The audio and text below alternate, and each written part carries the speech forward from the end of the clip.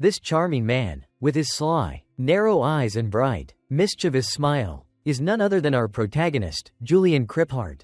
Just one look at that cunning grin, and even a fool could tell that he's not someone to be taken lightly. And they'd be absolutely right. Julian is a true villain, a ruthless hound of the royal family. The executioner of the world's hero. And a master swordsman, he is the most devious of them all, ruling over others through fear. But there's one thing no one knows. Julian is no longer the same person he once was. A battlefield bathed in crimson. The story begins at the edge of a war-torn battlefield, where the sky glows deep red under the setting sun. In the midst of this blood-soaked land, two figures stand motionless. One kneels before the other, dragging his blood-stained sword across the ground. A swordsman speaks. So even you, the so-called hero, have fallen to this pitiful state. Julian's voice is laced with mockery as he smirks at the broken man before him. If only you had considered your own safety instead of playing the noble fool in your grand estate. You might have avoided this fate.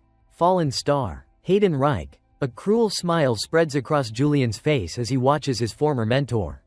Hayden, kneeling in defeat, his face smeared with blood.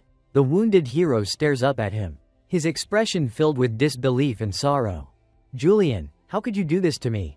His desperate question hangs in the air, met only with a weary shake of Julian's head. See, when I stood by your side, treating you as a hero, you should have treated me better. Julian replies coldly, but Hayden refuses to accept reality. His voice trembles as he pleads. Can you really kill me, your own master, so mercilessly? For a brief moment, Julian falls silent. Then, as if finding the entire situation laughable, he chuckles. Why would that be difficult? With those final words, he raises his sword high above his head. The sharp glint of steel reflects in his narrowed eyes, which now open wide, revealing irises dyed a blood-red hue. Then, without hesitation, the blade comes down, sealing the fate of the fallen hero. At that very moment, as the image of Julian's sword descending played out, a scream echoed through a dimly lit room. A young man with dark hair clutched his head in frustration, his voice filled with despair. No, it can't end like this. There's no way I can accept Hayden dying such a meaningless death. That shouldn't have happened. He gritted his teeth, his mind consumed by thoughts of the fallen hero. Hayden Reich, the hero of the Northern Front. A man who led others through even the bleakest of battles. A genius at hunting demons. And a legend who carried himself with unwavering nobility. Most importantly, he was supposed to be the main character of this game. Yet, how could the protagonist meet such a cruel fate? And at the hands of his own disciple, the villainous traitor. Julian? The mere thought of it made Sihu's blood boil. His frustration erupted as he slammed his fist against the desk, his voice dripping with bitterness. Damn you, Fromwell Software. I invested so much into this sequel. And this is how you betray me? How could you do this after all the time and money I've poured into your game? Still seething, Sihu's gaze flickered to the screen displaying his in-game stats. Player: Lee Sihu. Rank: Number 1. Total spent: 38 million won. Kill the Demon King, starting now. Account registered 5 years ago. Total playtime in 5 years: 100.000 hours. His eyes then drifted toward the comment section, where discussions were already raging among other players. Looks like Julian is the real protagonist this season. How the hell did a narrow-eyed bastard like him get to be the main character? But aren't sharp-eyed characters kinda cool? You never know what they're thinking. It adds to the mystery. A ruthless villain is actually pretty damn attractive, if you ask me. Sihu exhaled sharply, his fingers twitching with irritation. The game he had loved for so long had just taken the most absurd turn imaginable. And the worst part? He wasn't sure if he could do anything about it. Based on the comments, it seemed like most people were actually excited about Julian becoming the main character in the new season. The only one who was completely outraged about it was Sihu. He muttered to himself, I'm seriously speechless. Cool, my ass. He's nothing but a traitor. Thinking about it, his hands moved swiftly across the keyboard as he typed out a rebuttal in the comment section. I don't get why a squinty-eyed bastard like him became the main character. I'm canceling my pre-order. Without a second of hesitation, Sihu pressed the cancel pre-order button for the upcoming expansion. Inside, he told himself, we had some good times together. But let's never meet again. Goodbye, you damn game. What a scam and a pile of garbage. he yelled in frustration while lying on his bed. A bit of moisture welled up in the corner of his eyes as he thought about the old days. But there's no other game with graphics this beautiful and a world this vast. It's the only thing that soothed my exhausted heart after getting crushed by reality when I started my first job. It was my little escape. And now, you're all I have left. His eyes landed on the potted orchid in front of him. Whenever I was frustrated, taking care of you always made me feel better. Now I get why so many old folks love growing orchids. He sighed, then gently sprayed some water onto the delicate leaves. Don't turn out like that stupid game. Grow up nice and strong. Okay, he whispered tenderly. Just then, his computer suddenly chimed with a notification, pulling his attention away. On the screen, a message popped up. Hello, this is the development team behind Kill the Demon King. Starting now, the software company Fromwell. You're Lee Soo, a player who has been with us for the past 5 years. Correct? The unexpected message from the game developers left Soo momentarily stunned. Wait, a message from Fromwell? Is this some kind of automated response? He muttered under his breath. Quickly, he typed back, yes, that's me. A moment later, another message from Fromwell appeared. We noticed that you cancelled your pre-order for the Kill the Demon King. Starting now, DLC. We assume you are dissatisfied with the direction of the story. Reading this, Soo was completely dumbfounded. A bit annoyed, he grumbled to himself. What the hell is this? Are they trying to avoid giving me a refund or something? What did they just say? Then, all of a sudden, another message from Fromwell popped up. Please click the link below. Following the prompt, Soo, out of sheer curiosity, clicked the link. The moment he did, a blinding light burst out from his computer screen, nearly frying his eyes. But that wasn't even the craziest part. Out of nowhere, a powerful suction force emerged from the screen, pulling his head toward it. Soo, however, reacted incredibly fast. Instinctively, he grabbed onto the edges of his monitor, holding on for dear life as he screamed, I need to shut this thing off right now. His hands, trembling in panic, fumbled their way toward the power button, pressing it frantically. But no matter how many times he pressed it, the computer refused to shut down. His face went pale with fear. Damn it, it's not working. And just like that, after a few seconds of struggling, Soo was completely sucked into the screen. The moment he disappeared, the monitor went pitch black. Inside his swirling thoughts, Soo started feeling weightless, as if he had lost all sense of gravity. Am I falling? But where the hell am I falling to? Is this some kind of wasteland? He muttered. Just as the sight of solid ground came into view, a deafening rumble echoed in the air, jolting Soo awake. He quickly scrambled to his feet and scanned his surroundings. What he saw made his heart skip a beat. Wait a second, where the hell am I? Isn't this the place where Hayden and Julian had their final battle? Before he could even process how he ended up here, a massive scorpion-like creature charged straight at him from the distance, clearly eager to take a bite out of him. The instant it got close, it swung one of its enormous pincers right at Soo. As he took in the sight of the creature, a strange sense of familiarity washed over him. This is the phantom scorpion from Kill the Demon King, starting now. And as if to confirm his suspicion, a system screen suddenly appeared in front of him. Character traits: exceptional swordsmanship, extraordinary instincts. You have the ability to detect the weaknesses of demons. The sudden notification popping up left Soo completely dazed. He screamed internally before instinctively turning tail and running from the giant scorpion's attack. A game status window? With every crushing strike from the monster, the ground shattered into countless pieces, reinforcing a terrifying realization: if I take a hit from that, I'll be obliterated. But no matter how fast Soo ran, there was no way he could outrun the massive creature.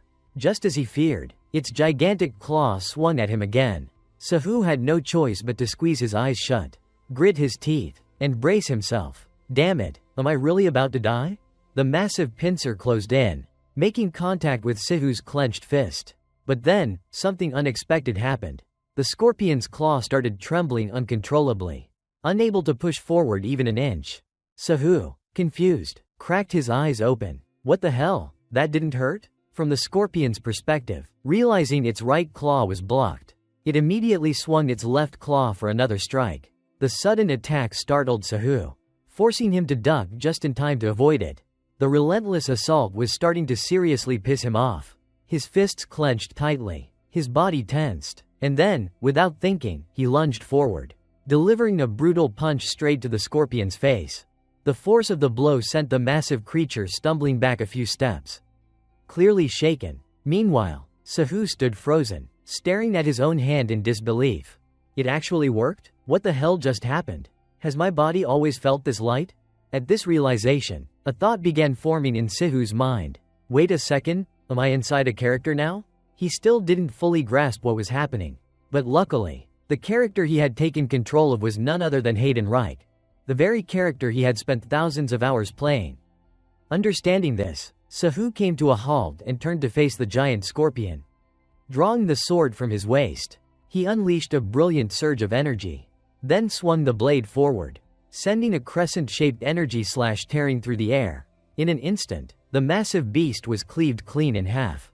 The sheer force of the attack was so overwhelming that it left a deep scar on the ground beneath it. Sahu, feeling immensely satisfied with the strike, wiped the sweat from his brow and smirked to himself. Did I just kill it?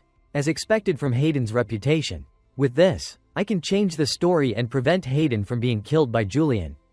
Right on cue, as if rewarding him for defeating the monster, a system notification appeared before him. Swordsmanship platform. You have learned the basic attack skill, Mooncleave. Sahu blinked in confusion. Wait, Mooncleave? But that's not one of Hayden's skills.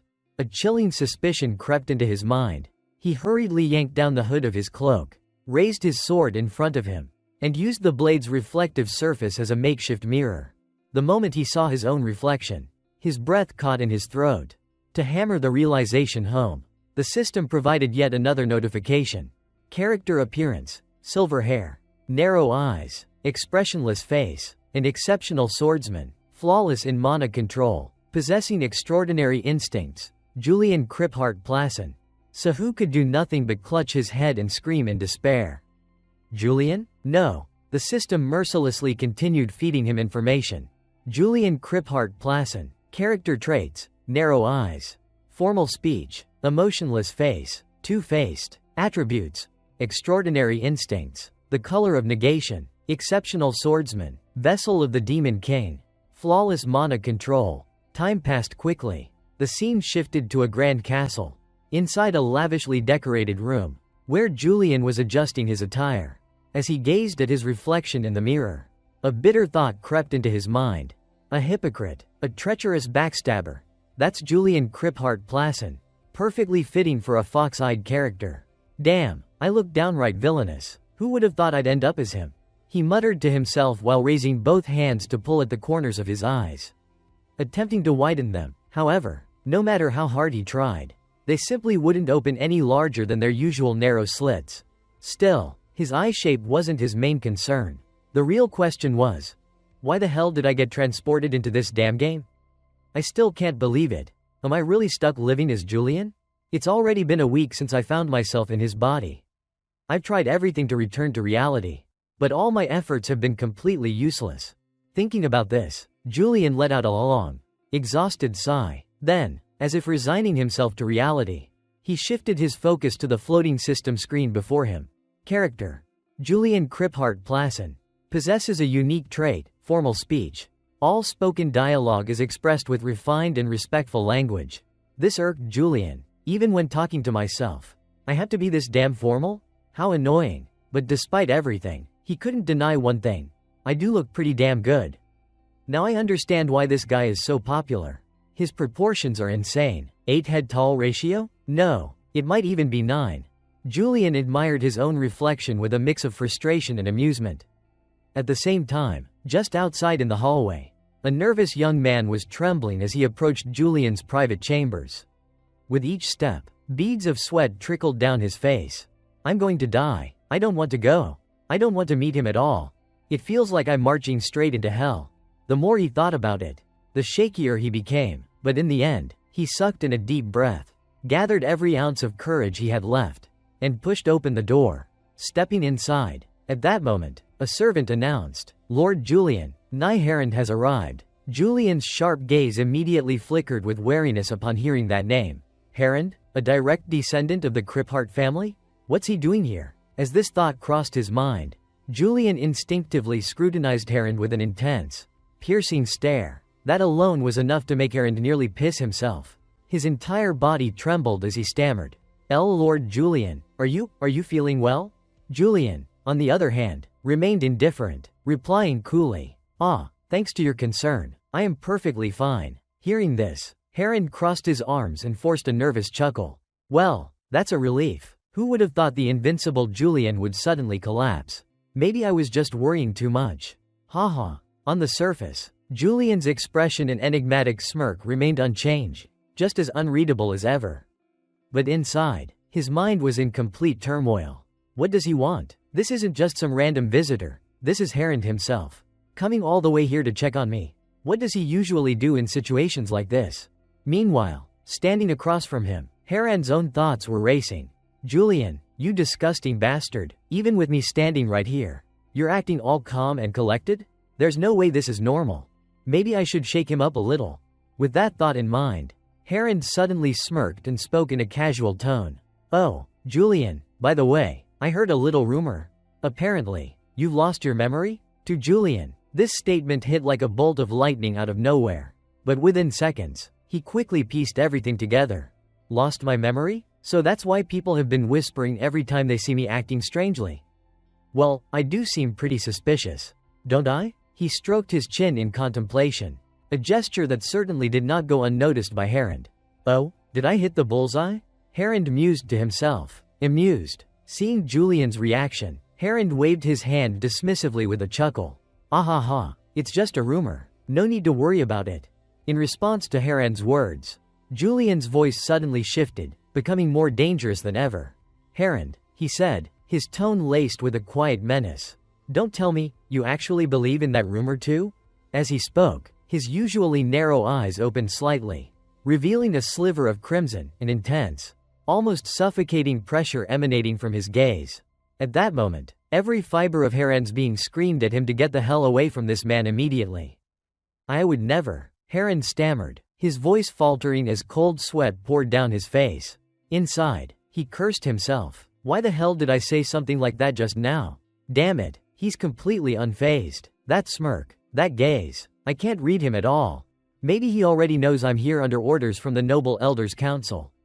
Steeling himself, Hound took a deep breath and forced a more composed tone. Ahem, there's no need to take rumors spread by the maids so seriously. He waved a hand dismissively. Anyway, the reason I came here today is because, well, even though I know you were injured, the Noble Elders Council has issued a message for you, and I was sent to deliver it. Upon hearing those words, Julian immediately recognized the weight behind them. The Noble Elders Council? He recalled the organization, a council formed by the noble families. Obsessed with bloodline purity. Those old bastards who place absolute importance on lineage. There's no way they'd sit idly by while a member from a branch family schemes to take power. Julian belongs to a branch family, but he's always seen himself as a loyal hound of the royal family. Because of his extraordinary swordsmanship and mastery of magic, the council has always viewed him as a thorn in their side, one they'd remove the first chance they get. A message from them. Julian's mind raced, but he quickly composed himself. I'd better tread carefully. Keeping his expression unreadable, he nodded and asked, and what exactly is this message? Up ahead, Hound wasted no time delivering the message. The council has assigned you to participate in the entrance examination for Binyan, as an instructor.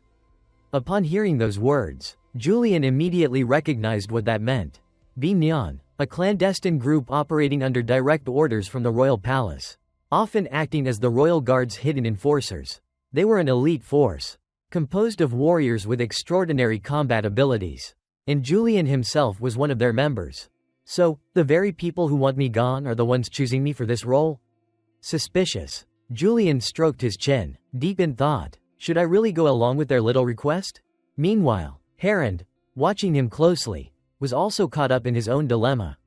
Normally, Julian would recognize this as a trap set by the Elders' Council and avoid it entirely. So how the hell am I supposed to convince him? That was the question plaguing Hound's mind. However, before he could formulate a strategy, Julian's next move blindsided him entirely. After a few seconds of silent calculation, Julian suddenly smiled and replied cheerfully, "All right, I'll go as an examiner." Hound's eyes widened in disbelief.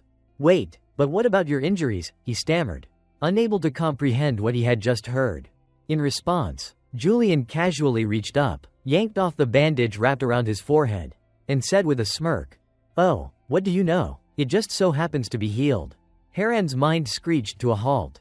Even a fool could tell that Julian's so-called coincidence was utter nonsense. The speed with which he agreed to the request was beyond suspicious. Leaving Haran at a complete loss, he walked straight into the trap. Just like that? That's it? I don't even know what to think anymore. Whatever. Let's just butter him up and leave before he pulls something on me. With that in mind, Haran quickly forced a grin and gestured vaguely. Great. Then, prepare yourself and head out when you're ready. And with that, he turned on his heel, eager to make his exit. Just then, a chilling voice rang out. Hey, hold on a second. Julian's sharp tone sent a shiver down Haran's spine. He's not letting me leave? Haran turned around in a hurry, trying to say something, anything, to defuse the situation. However, before he could even open his mouth, Julian casually tossed a potted orchid at him with a cheerful grin. There, watch out. Oops, don't worry. I was just giving you a flower. It'll help relieve your stress. Haran stared blankly at the plant now in his hands. He stood frozen for a moment before slowly walking out of the room in a daze. It wasn't until the door clicked shut behind him that his legs finally gave out. With a thud, he slumped onto the floor, his breath coming in sharp gasps. Dear gods, how could I forget his nickname, the Smiling Executioner? Back inside, Julian, had he known what was going through Haran's mind, would have probably doubled over laughing. But really, he couldn't blame the guy. His past actions had left an impression too deep to be erased. With a sigh, Julian scanned the room and shook his head. Well, that's one less pot to deal with. At some point, just from absent-mindedly speaking his thoughts aloud, his room had somehow transformed into a miniature orchid field. What am I even supposed to do with all these? No time to worry about that now. Haran was waiting, and Julian needed to get ready to leave. If I were the real Julian, there's no way I'd step outside without my sword. Right? And what the hell am I supposed to wear? Reaching for a nearby sword, Julian made his way toward the wardrobe and yanked it open, only to be met with an explosion of garishly colored clothing. What the actual hell is this? His eyes twitched at the sheer extravagance on display. Was he out of his mind? This style is way too flashy. Damn it, I hate this, but I have to play the part properly. With a resigned sigh, he grabbed a white cloak and threw it over his shoulders. Then, without wasting another second, he strode out of the room. Haran, I'm ready. Let's go. I'm really looking forward to the interview round. So, where's the exam being held? Shortly after, both Julian and Haran climbed into a carriage and set off toward the exam site. As they rode along, Haran spoke up. As I mentioned before, the entrance exam for Nyan will be conducted at Veal Academy's training grounds. Across from him, Julian furrowed his brows in thought.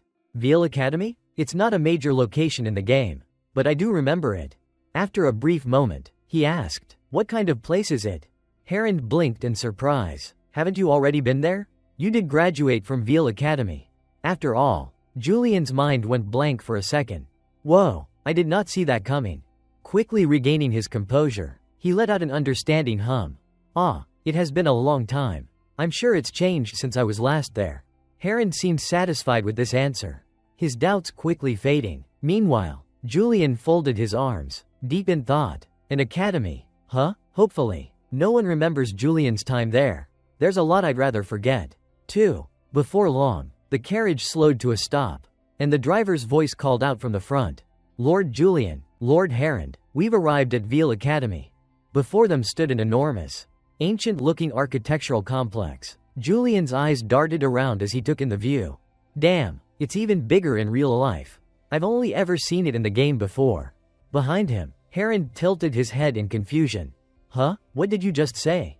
Julian snapped out of his thoughts and quickly waved him off.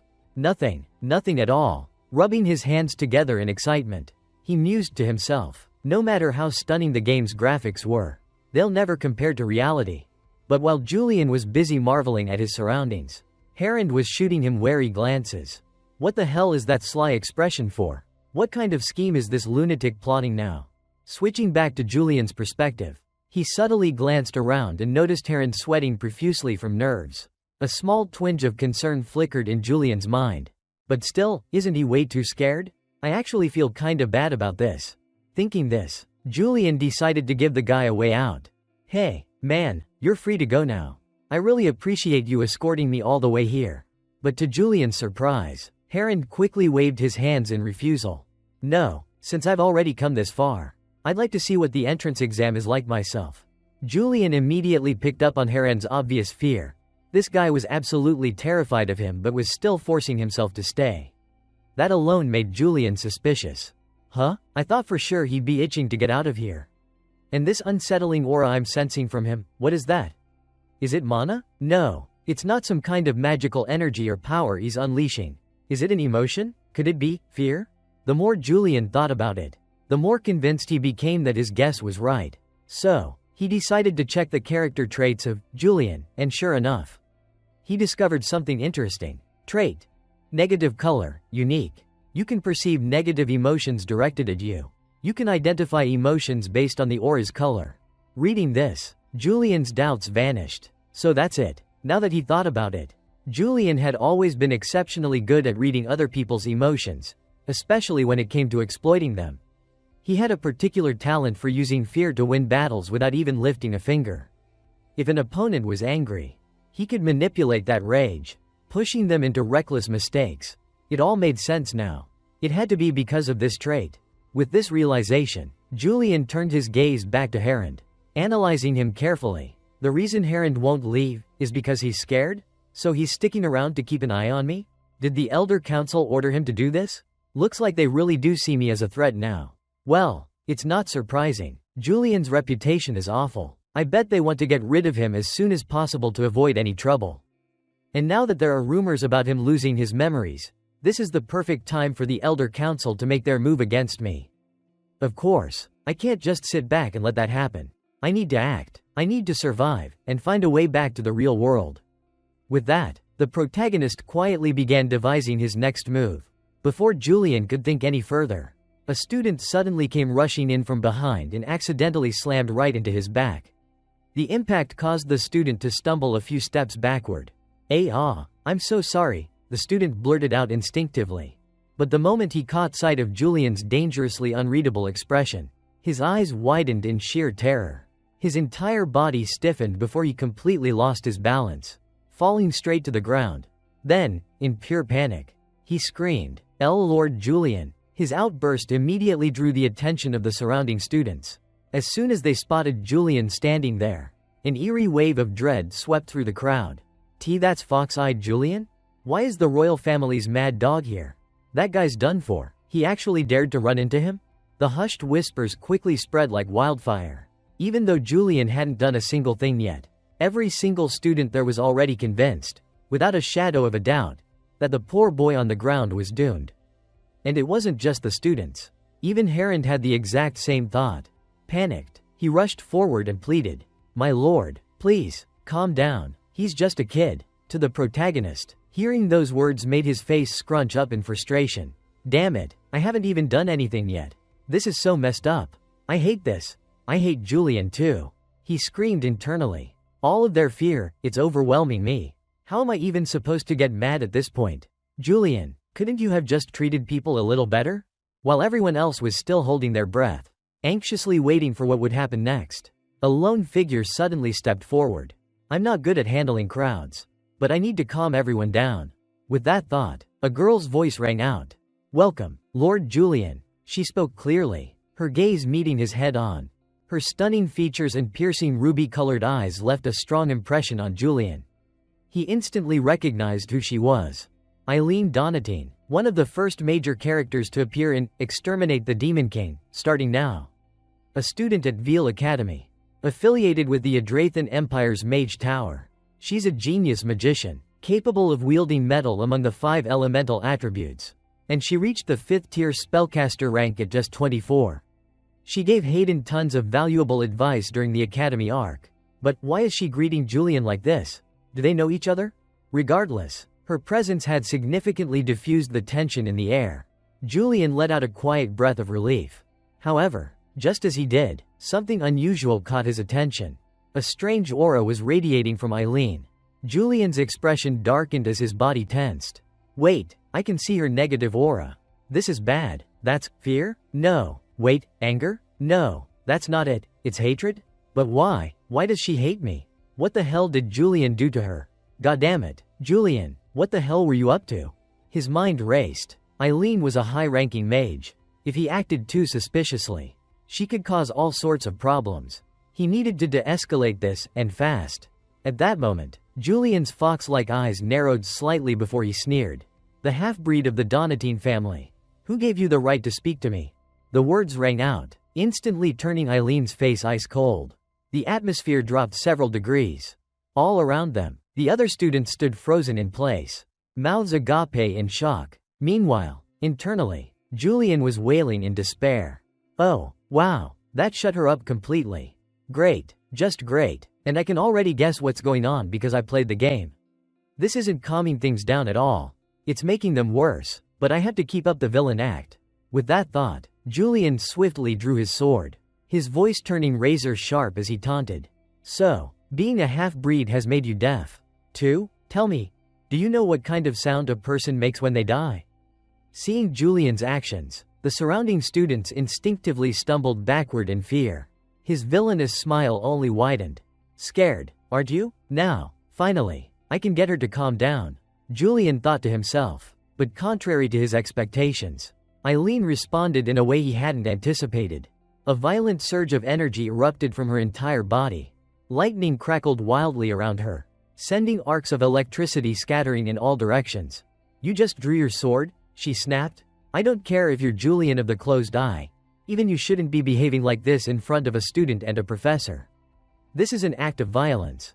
A blatant violation of academy law. I won't turn a blind eye. Prepare yourself. I'm not an easy opponent. As her voice rang out, the energy radiating from her grew even more intense. Julian's instincts screamed at him. His body tensed. He immediately assumed a defensive stance, internally screaming, Wait, wait, wait. I was just going to scare her a little and then back off like a proper villain. But Eileen had no way of knowing what was running through his mind. At that moment, she lunged forward. Lightning gathered in both of her palms before she fired a powerful blast straight at Julian at breakneck speed. Thankfully, his body reacted instinctively. His sword was already raised across his chest by the time the lightning struck, causing the attack to deflect to the side with a deafening crack. The ground trembled, and a large crater formed where the lightning had landed. Julian swallowed hard. Holy crap, she's actually fighting seriously? Sweat beaded on his forehead. Across from him, Professor Eileen narrowed her eyes. Seeing Julian glancing around in the middle of their fight irritated her. You dare look away? Not wanting any distractions, she turned to the remaining students and ordered, Everyone, evacuate the area immediately. The moment they heard that, not a single student dared to stay behind to watch the two powerhouses clash. Their faces turned pale with terror as they scattered in a frenzy. Even Heron didn't dare linger for long. He bolted along with the rest of the fleeing crowd. As he ran, he kept glancing over his shoulder, cursing under his breath. What the hell is even happening? I should have left the moment Julian told me to. Back at the battlefield, while Eileen was still giving orders to the students, Julian seized the opportunity. Haha, you really shouldn't be looking away, especially not in the middle of a fight. His taunting voice rang out as he lunged forward, swinging his sword at breakneck speed. Forced to react instantly, Eileen channeled her magic to conjure a barrier, but it barely lasted a few seconds before shattering into countless fragments. Julian's face ended up mere inches from hers. The sudden proximity made Eileen's cheeks flush red with embarrassment. Flustered, she let out an exasperated cry before unleashing another surge of electricity. Julian, seeing this, blurred in and out of sight, swiftly dodging her attacks before leaping back to create some distance. He wasn't about to underestimate the power behind that strike. Damn, that would have killed me if it landed. She's putting her emotions into this fight, he muttered to himself. From Eileen's perspective, after that intense attack, she was already panting heavily. Regret flickered through her mind. Damn it, I didn't mean to make that a lethal blow. But he dodged all of it, just as I expected from Julian. And at some point, I had to admit, he really played his role perfectly. That thought sent her drifting into a memory from the past, a time when she had still been a student at Veal Academy. Back then, Julian had been a student as well. His talent, charisma, and sharp wit had drawn attention from everyone, forcing her into an uncomfortable spotlight, especially among the female students. Senior Julian, is he really from the academy? He's even more dazzling than the upperclassmen we have now. Hearing those words, first-year Eileen had once gazed at Julian with a dreamy expression. Her face flushed. That's right, Senior Julian is just too cool. Not only is he well connected with other students, but his swordsmanship makes him shine like a star. Back then, when I looked at him, I truly believed that coming from a branch family wouldn't hold me back. That's right, Julian, no, that bastard was someone I once looked up to. I genuinely believed he could change society's prejudice against people like me. Born from branch families, at that time, when I still couldn't tell the difference between admiration and love, I confessed to him, and got rejected. Recalling this, shame and fury surged through her veins. With a loud cry, Eileen channeled a sphere of crackling lightning between her palms. Once it was fully charged, she unleashed it forward. A devastating pillar of electricity shot straight at Julian. Unfortunately for her, Julian's reflexes were simply too fast. With just a slight tilt of his body, he effortlessly dodged the attack. Seeing this, Eileen trembled with frustration, her entire body shaking. Damn it, I was this close to winning. Why? Is it that hard to just take one hit? Wouldn't it kill him to let me land one good shot? From Julian's perspective, he muttered to himself, why is her face getting so red? Is she that angry? I think it's about time I wrap this up. With that thought, his body moved like a gust of wind. In an instant, he reappeared behind Eileen. Before she could react, he lightly tapped the hilt of his sword against the back of her neck and teased. Why don't we stop playing around now? Eileen's face instantly flushed crimson. She spun around and shouted, what do you think you're doing? Are you mocking me? Why didn't you use that moonlight azure blade you drew earlier? You could have killed me if you really wanted to. I felt the magic surging from you. So why? In response, Julian smirked and asked, you really want to know, Professor Eileen? For a moment, anticipation flickered in Eileen's eyes. Could it be? After all this time, is he finally acknowledging my feelings? With her heart pounding, she nodded eagerly. Yes. Julian simply shrugged, then pointed at Harand, who had been lingering in the background. Because this is Harand's first time here. He had no idea where the testing grounds were, and everyone else was too scared to tell me. Now that you do understand, would you mind leading me there? That'd be great, thanks. Hearing this, Eileen's face froze in sheer disbelief. Seriously? What kind of ridiculous reason is that? She muttered to herself, completely dumbfounded. Meanwhile, from Julian's perspective, as they moved along, his mind drifted back to the moonlight azure blade that Eileen had mentioned earlier. Moonlight azure blade, huh? She must be talking about Julian's sword. Normally, when someone envelops their blade with aura, it manifests as a radiant glow surrounding the weapon. But Julian's sword was different. His entire blade would shine brilliantly, like it was holding the very essence of the moonlight within.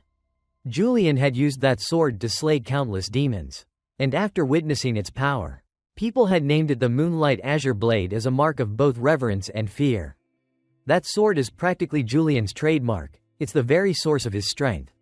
So then, how the hell am I supposed to use it? The fact that Eileen was beginning to catch up to his level was a major problem. This was bad, really bad. He needed to make absolutely sure that she didn't figure out the truth. As this thought crossed his mind, Julian's eyes gleamed faintly with a red light, causing the two people behind him to flinch in alarm. What the hell is this devious bastard plotting now? Noticing their uneasy expressions, Julian smirked and turned back to ask, huh? Something wrong? No, nothing at all. This way, follow me, they stammered in response. And just like that, before long, with Eileen leading the way, the three of them arrived at a vast examination field. The moment they stepped inside, Julian flashed a bright, confident smile and addressed the gathered students. Ah, finally, you all are doing great. Sorry I'm a little late, Professor Eileen got a bit sidetracked on the way over. Then, placing a hand over his chest, he introduced himself with a charismatic grin. My name is Julian Kriphart Plassen, and I'll be overseeing your entrance exam today. I'm guessing most of you have already heard of me, haven't you? Switching over to Harand's perspective, while Julian was in the middle of introducing himself, Harand's gaze darted across the gathered students, as if searching for someone. Where is he? There he is, the second son of the Torso family. I knew he'd be here. Now, speaking of the Torso family, They had been close allies of the Kriphart family for generations. As usual, being accepted into Beholder's Eye was an immense honor. It was an organization directly affiliated with the royal family. However, that prestige came at a cost. The competition to get in was absolutely ruthless. The entrance exam was a battle between the instructor and the candidates. If, during this process, Julian were to utterly humiliate the second son of the Torso family, the elders would see it as a perfect opportunity to bring him down. This would be where his reputation crumbled. With that thought in mind, Heron subtly observed Julian's expression. But setting that aside, Julian soon wrapped up his introduction and got straight to the point. "All right, it looks like all of you are eager to learn from me." "Huh? Yes, sir," the students responded in unison, their voices ringing loud and clear. Hearing this, Julian let out a bright, amused laugh. I've seen plenty of worthless cowards who crumbled at the sight of an enemy. People with naive, easily deceived eyes. Fools who drew their swords so half-heartedly it felt like a joke." His expression hardened, his voice laced with cold authority. "Beholder's Eye is not a place for people like that. This is a merciless empire. And as your senior, I will share with you my personal experience of what that means." With that, he drew the sword from his waist. The sharp gleam of the blade reflected in his intense gaze, sending a shiver down the spines of the gathered students. "The condition to pass this exam is to kill me." The moment those words left his lips, fear spread across the faces of the students like wildfire. Switching back to Julian's perspective, he had already calculated his every move before uttering those bold words. All of it stemmed from Heron's last-minute reminder. "Shit, I just realized. The entrance exam is a one-on-one duel." Back then, Heron had warned him, "Even though this is just an entrance exam, don't you dare hold back against them." Recalling that, Julian felt like pulling his hair out. They expect me to duel these students? I barely managed to survive my fight with Eileen by running away. If I actually have to participate in an official match, I'll be exposed in no time. The students will probably react like this. "Huh? He's that weak? He's not even using the moonlight blade? Were all those rumors baseless? Or has he really lost his memory?" Yeah, that's exactly how it'll go. Worse yet, if I start acting too suspiciously, someone might attack me out of sheer spite. Realizing this, Julian smirked as a plan formed in his mind. If that's the case, the best move is to provoke them from the start and seize the upper hand. With that, Julian threw his head back and shouted, "What's wrong, everyone? The exam doesn't end until I die. Or until there are no challengers left. Right?" His voice echoed through the arena as he flashed a confident, almost devilish grin. On the other side, the students exchanged uneasy glances, their eyes filled with hesitation. No one dared to step forward. A suffocating silence fell over the group. Then, a trembling hand suddenly shot up from within the crowd. A student, unable to withstand the pressure any longer, stammered, I forfeit." His voice was like a trigger. One by one, the other students quickly raised their hands, shaking their heads. "Same here. I am out too. Me too." The wave of forfeits spread like wildfire. Even the second son of the Torso family, who had initially been brimming with arrogance, clenched his fists in frustration but ultimately raised his hand in surrender.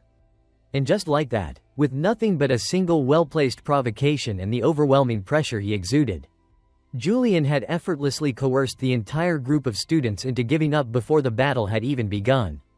Heron and Professor Eileen stood frozen in shock, their jaws practically hitting the floor. Seeing his plan succeed, Julian burst into triumphant laughter. "Ha ha ha, well then, the exam is officially over, since there are no challengers left." With that, he sheathed his sword and swiftly turned on his heel to leave. Internally, he was celebrating so hard that he could have cried tears of joy. "I actually pulled it off. Man, Julian's aggressive nature really comes in handy in moments like these." As he thought about this, his gaze flickered toward Eileen, who was still standing behind him. "So, what now, Eileen? Has your fear of me completely overshadowed your hatred?" That was what Julian assumed. However, when he finally took a good look at her, he was utterly baffled. Her face was flushed red, not with fear, but with something else entirely. "What the hell? I don't sense any fear from her.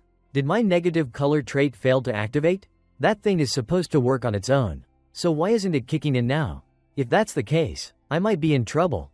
Panicking slightly, Julian clenched his fist and gave himself a light punch on the head. as if trying to manually reboot his trait. Meanwhile, Eileen was lost in a whirlwind of her own thoughts, tinged with a rosy hue. What he just did, it reminds me of how that foul-mouthed senior of mine used to intimidate his opponents to avoid unnecessary fights. To clarify, Julian's negative color trait only allowed him to perceive negative emotions. If someone wasn't experiencing fear, anger, or hatred, he simply couldn't see anything from them. That was why Eileen's current state confused him. There were no negative colors surrounding her at all. Time passed quickly. Scene transition. Inside a dimly lit room, Harand suddenly shouted, "Julian, Julian, that was amazing." Julian narrowed his eyes at him, staring intensely before slapping a firm hand on his shoulder. Harand froze on the spot, his face turning pale as he stammered, What's wrong?" Julian had done this to test whether Harand was afraid of him. The moment he saw the usual negative colors radiating from the guy, he finally felt reassured. Good, my negative color trait still works on him. At least. Relaxing a bit, Julian gave him a reassuring nod. Nothing's wrong. In fact, you're the one who did all the hard work. At that moment, another young man rushed toward them, his eyes sparkling with admiration. Good evening, sir. What you did earlier was absolutely incredible. Hearing this, Julian turned to him and raised an eyebrow.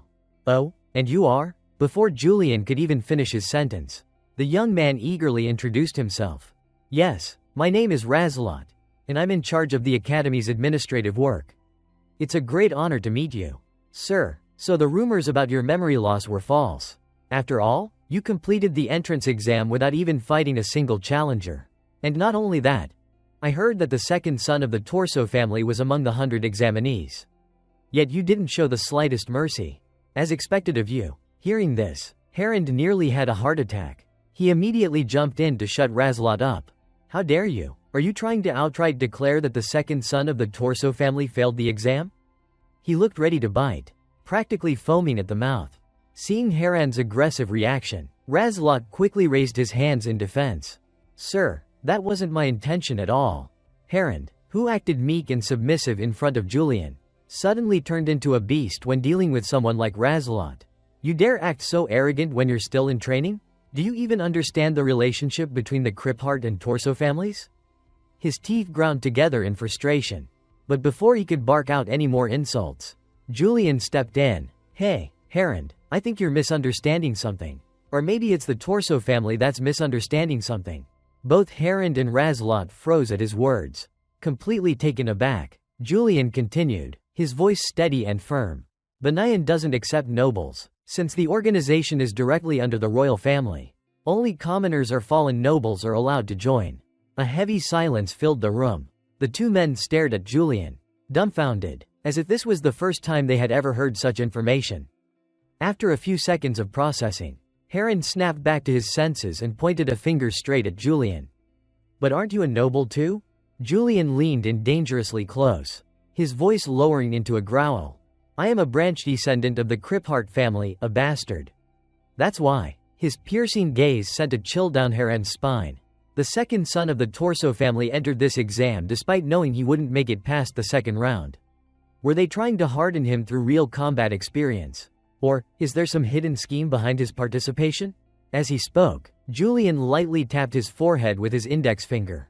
His tone was calm, yet it carried an unmistakable undertone, making the hair on the back of Harand's neck stand on end. A shiver ran down his spine as he fought to keep himself from trembling. Internally, he cursed Julian in frustration. Damn it, could he have figured it out?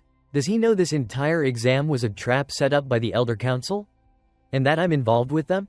Julian, on the other hand, paid no mind to Harand's panicked thoughts. With a cheerful expression, he continued speaking. But of course, there's no way that's the case. This is probably just a misunderstanding.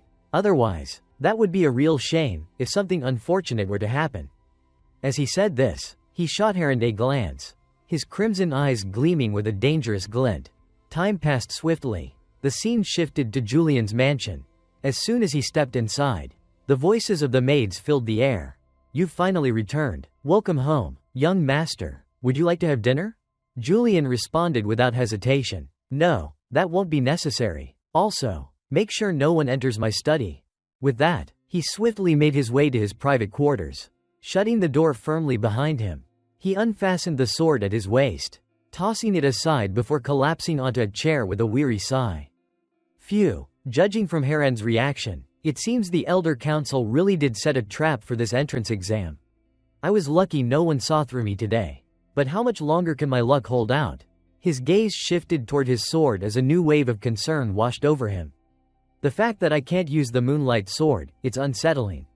If I could wield it, if I had an overwhelming power that no one could question, then none of this would be a problem. If that's the case, maybe I should try to unlock the Moonlight Sword's power. As he muttered to himself, Julian began channeling the mana within his body. A brilliant blue aura slowly enveloped him, casting an ethereal glow throughout the room. However, the radiant aura surrounding the sword dissipated within seconds, vanishing into thin air. Julian frowned. Just as I thought, it won't activate on its own. His innate trait, exceptional swordsmanship, allowed him to wield any blade without obstruction. The moment his hand gripped the sword, the paths, the precise trajectories the weapon was meant to take, became clear to him. Yet, even with this overwhelming mastery, the sword's power remained dormant. Glancing at his system screen, he reviewed the description of his trait once more. Trait: exceptional swordsmanship. Rank: innate. Description: you have been familiar with swords since birth. You were born to walk the path of a swordsman.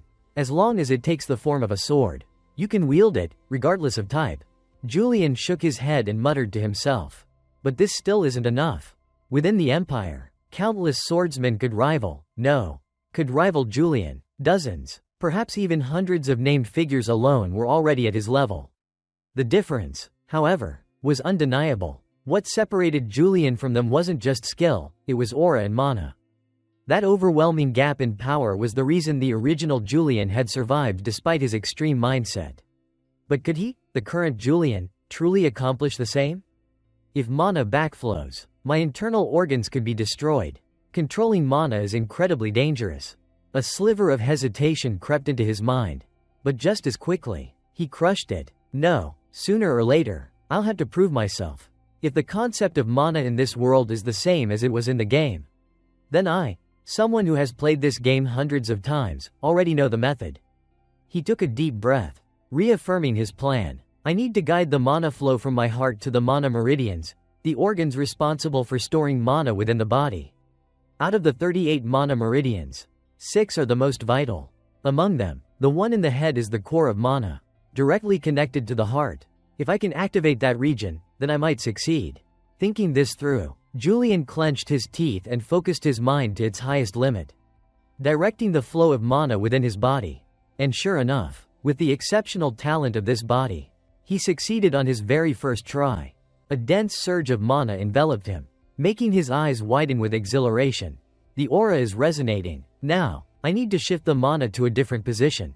The resistance was stronger than expected, but Julian knew he could push through. With that thought, he poured more energy into the process. Soon, his sword was wrapped in a luminous glow, radiating a brilliance akin to the moonlight. Julian's breath caught in his throat. It worked, but just as he was about to celebrate, the system issued a cold notification. Confirmation: Moonlight Sword is incomplete. Julian blinked, then let out a dry chuckle. Ha ha ha, of course it is. It manifested, but it's still weak. What is this, a crescent moon? Still, it was progress. At the very least, the moon had risen on its first night. Time passed quickly. On a training ground, 3 wooden training dummies stood before him. Julian shifted into a drawing stance, lowering his posture slightly. In the blink of an eye, whoosh! Like a streak of lightning, he surged forward, his blade slicing clean through the dummies. Splinters flew in every direction. Julian smoothly sheathed his sword and let out a steady breath. Phew, at the very least, I've reached the level of a knight.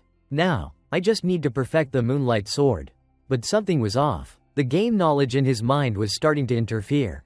I need someone who knows me. No. Someone who knows Julian. Someone Julian would seek for guidance. He rubbed his chin, deep in thought, yet no specific person came to mind. Then suddenly, "Ah, Lord Julian, you have a visitor." A maid's voice pulled him from his thoughts. Julian raised a brow. Huh? A guest? Julian has friends? Still, he couldn't deny the small flicker of excitement inside him. Perfect timing. And so, with anticipation in his heart, Our protagonist quickly strode forward to meet his guest. Unfortunately, his expectations were doomed to crumble. The visitor turned out to be none other than that young man from before, Razalot. The moment Julian appeared, Razalot beamed with excitement and greeted him cheerfully. "Lord Julian, good day." Julian, on the other hand, froze on the spot. He stood there, speechless for a few seconds, before finally letting out a deep, weary sigh. "Razalot?" Hearing his name, Razalot practically lit up. "Wow, you actually remember my name? But it's not because of what I did yesterday, right?" There was a hint of anxiety in his voice, his expression turning a little stiff. Meanwhile, Julian let out a quiet sigh in his mind. How could I possibly forget someone who talks this much in front of Julian? I can't even tell if he's just obnoxious or straight up clueless. Suppressing the urge to rub his temples, Julian asked dryly, "It's not that. What do you want?" Razalot, suddenly recalling his reason for coming, straightened up and hurriedly explained. I received orders from the commander to confirm the results of the entrance examination at Veal Academy yesterday." "My lord." Julian stroked his chin thoughtfully and asked with mild curiosity, "Didn't you already see the results for yourself yesterday?" Hearing this, Razalot scratched the back of his head awkwardly and explained, "Well, receiving the results from the examiners and then reporting them back is just part of the procedure." His voice was full of reluctance, as if he himself found the whole thing pointless. Julian sighed inwardly, shaking his head in disappointment. What a useless procedure. The blind eye is seriously inefficient when it comes to this. Despite his complaints, Julian simply turned around and stated, "Just report this. There's no one left in the entrance exam results." "Understood? Yes, my lord. I'll report it just like that to the commander." Razalot replied swiftly before preparing to leave. But just as he was about to step away, Julian suddenly stopped him. "Wait a moment." Razalot froze. Julian's eyes gleamed mischievously as he smirked in a way that sent an ominous chill down Razalot's spine. "You said you're going to report back to the commander, right?" Julian asked with an unsettling grin. "Yes." Razalot hesitated. Julian patted his shoulder firmly. "Then I'll just do it myself." Razalot paled instantly. "Why, you're going to report it yourself? Lord Julian?" Julian nodded, his smirk widening. "That's right. Come with me to the carriage, I'll give you a ride." Unlike Julian, who was in an exceptionally good mood, Razalot's entire soul nearly left his body. Internally, he was screaming, "Julian, did I make some kind of mistake? This has to be about yesterday, right?" "It definitely is, isn't it?" Razalot's weak and hesitant voice made Julian sigh as he shook his head. "No, it's not like that." Saying so, he internally scolded himself. "I was just trying to be considerate. I thought you might feel uncomfortable returning alone. Julian, you really should have lived a more decent life. But since things have already come to this..." Julian's eyes darkened as he contemplated his next move. Should I seek him out for advice? The commander of the Blind Eye definitely knows Julian well. And if I handle this right, I can ensure the Criphart family won't be able to pull any schemes when the Blind Eye is involved. All with just a single word. With this thought in mind, Julian set his plan in motion. Time passed quickly. The scene shifted to a grand, luxurious golden building. Inside the commander's office, a staff member rushed in, his face pale with fear. Commander, we have a problem." Hearing the panicked voice, the man behind the desk frowned in annoyance. "What's with all the noise? This better be something serious." Before he could even finish speaking, the panicked employee blurted out, "He's here in person." The commander's expression darkened. "Who?" The staff member swallowed hard before answering. "Julian Criphart. He came to see you himself." The moment those words left his mouth, the commander's hand froze mid-motion. Slowly, he lifted his gaze, his sharp eyes narrowing in suspicion. "He came in person? That Julian?" His voice carried an unmistakable edge of doubt, as if he couldn't quite believe the information he had just received. Scene transition. Outside the royal palace of Adratin, the moment our main character, Julian, arrived, he couldn't help but be stunned by the grandeur and splendor of the massive castle. "Wow, I can't believe I'm finally seeing this place with my own eyes."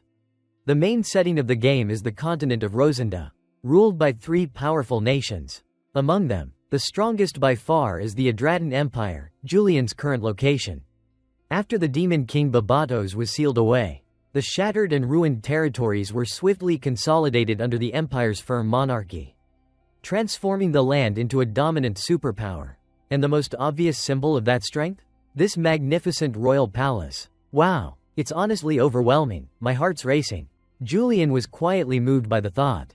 Though thanks to his character's naturally calm demeanor, he still wore that ever-gentle smile, giving off an approachable vibe to anyone around. Well, anyone except the friend walking beside him. Poor Lazarus wasn't getting friendly vibes at all. In fact, just seeing Julian's faint smirk was enough to send chills down his spine. Why is he smiling like that? It's terrifying. Normally, Julian wouldn't even appear in person, always sending servants in his place. But today, he was reporting directly to the commander of Closed Eyes, and dragging along a nobody like Lazarus. But why? Lazarus wondered anxiously, and he wasn't the only one asking that question. Julian's sudden appearance sparked murmurs and puzzled glances from everyone around. They whispered cautiously, their eyes filled with suspicion as they stared at him. What's going on? Julian showed up in person? Wasn't he injured? He looks totally fine. So, was that memory loss thing just a rumor? Julian paid no mind to the buzzing gossip, continuing to smile as always, while Lazarus grew more and more uneasy with every passing step. Why is he still smiling? I know this sounds ridiculous, but I'm seriously about to faint. Suddenly, Julian spoke. The royal palace is still as breathtaking as ever. Lazarus, startled, quickly turned to respond. Why yes, absolutely. Julian continued. The commander should be near the second gate, Jogwi Gate. This is the first one. Zhongqian Gate. It's open to the public. Hearing that, Lazarus, the poor guy caught in a one-sided heart-to-heart, could only blink and mutter. Yeah, even he had no idea why Julian would suddenly say something like that. Huh? Why is he bringing this up now? Everyone knows about Closed Eyes. Is this some kind of test? The look of disdain on Julian's face made Lazarus wonder if a low-level informant like himself was being tested again. If I mess this up and guide him the wrong way, I might end up on the failure list. That thought alone had him panicking inside. But contrary to everything he was imagining, Julian wasn't scrutinizing him at all. In fact, he was just casually enjoying the view all around. His eyes swept across the surroundings with genuine interest as he silently thought. This place is way bigger than it was in the game. I can't even tell where the Closed Eyes building is from here. Noticing the pale, borderline panicked look on Lazarus' face, Julian kindly turned to him and asked, "What's going on with you? You feeling okay?" Lazarus, eyes shimmering like he was about to cry, quickly shook his head and replied, No, I'm totally fine. Good health is the #1 priority for any member of Closed Eyes." That answer made Julian raise an eyebrow with mild curiosity. Still, he didn't press further. Putting the exchange behind them, the two quickened their pace until they finally arrived at the entrance of the massive palace. "We're here," Julian said with a nod. Hearing that, Lazarus rubbed his hands together like some kind of gatekeeper and awkwardly asked, "So, does that mean I passed?" "Passed what?" Julian narrowed his eyes as he replied, clearly confused. That one simple question made the poor intern let out a huge sigh of relief. Haha, so this wasn't a test after all. But before he could even finish that thought, Julian's expression suddenly darkened. His tone dropped as he said firmly, "Of course not. Why would I need to test you?" Lazarus? From Lazarus' point of view, the moment hit like a tidal wave. He was so overwhelmed with emotion. He nearly burst into tears. Wait, does this mean I've officially become a member of Closed Eyes? Overcome with joy, Lazarus immediately bowed and said, "Thank you." Then, without waiting for a reply, he cheerfully added, "Well then, I'll take my leave," and walked off while whistling. Completely elated, Julian just stood there, watching him go, with absolutely no idea what to make of the guy. Sigh, what a strange guy. I mean, it's not like I have the right to say that while I'm pretending to. But, still, weird. Before Julian could dwell on it any longer, a cold-faced staff member approached and announced, "Sir Julian, Commander Ordwin says you may enter." Julian gave a small nod, adjusted his outfit slightly, and thought to himself, "All right, time to meet my superior." Images of the man began to form in his mind, Commander Ordwin Balladeer, the sole heir of the prestigious Balladeer descendant family. His strength and leadership were more than enough to earn him his position as the commander of Closed Eyes, a unit that served no one but the royal family, and could only be united under his command. I wonder what kind of presence he has in person. I'm actually getting a little nervous. As that thought crossed his mind, A single bead of sweat rolled down Julian's cheek. The staff member led him to Ordwin's office and then stopped just outside the heavy doors. Julian stepped forward and called out, "Commander, I'm coming in." From inside the room, a youthful voice called out, "Come in, Julian, come in. It's been a while. I heard you were injured. Are you all right?"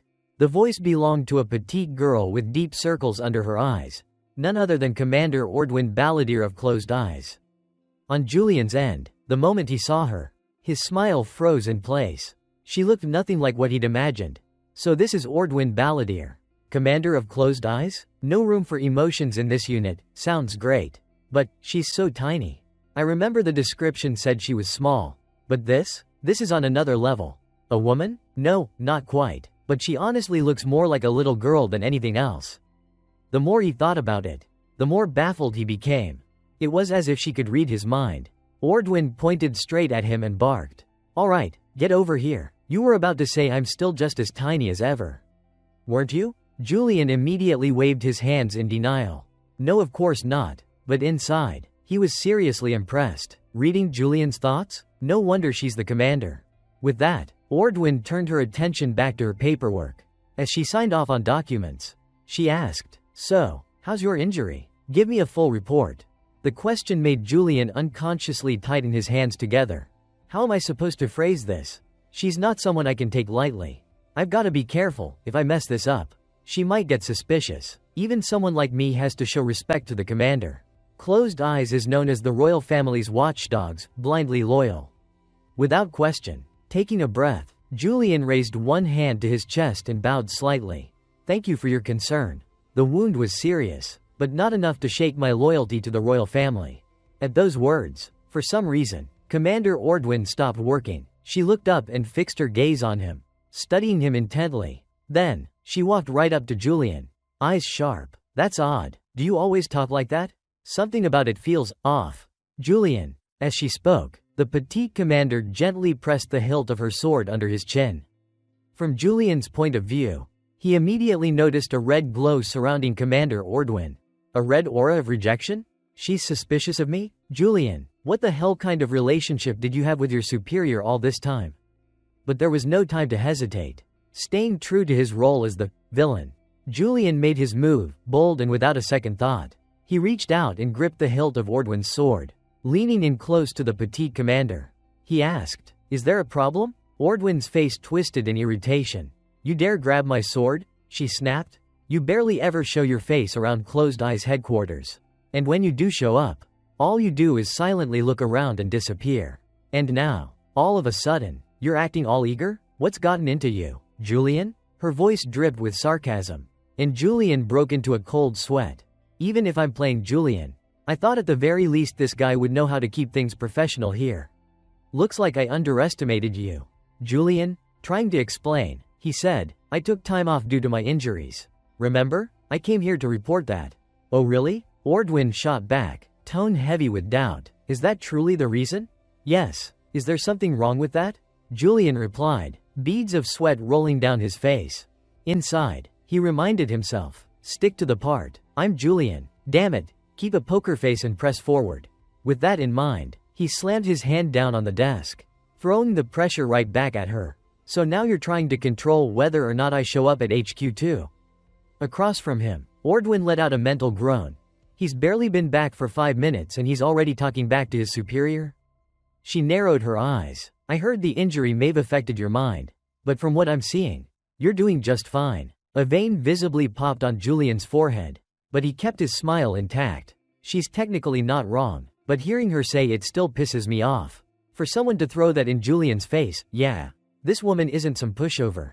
Unaware of the insults flying through his head, Ordwin calmly skimmed through a stack of reports on her desk and asked, "Fine then, let's hear your report. From the recruitment exam, did anyone stand out?" Julian replied with a cheerful smile. "No one." Surprisingly, Ordwin didn't seem fazed. "Yeah, I figured. You're the Sword St. Hayden's apprentice. After all, typical goody two-shoes types probably didn't meet your standards. But I wasn't asking if anyone impressed you. I meant, did anyone have enough skill to temporarily fill in for the broken link?" Julian continued to shake his head. Still no one. That was the final straw for the petite commander. Ordwin could no longer contain her frustration. She turned to him and snapped. What? So we're not recruiting anyone? Ha ha ha. Julian kept smiling. That's right. Ordwin glared at him, clearly annoyed. And why is that? Julian simply smiled without answering, which only fueled her irritation. Slamming her hand on the desk, she shouted, Why the hell did you do that? Are you out of your mind? I knew something was off with you. Closed Eyes is short-staffed. We need every person we can get. Julian countered calmly. But we can't just accept random trash just because we're understaffed.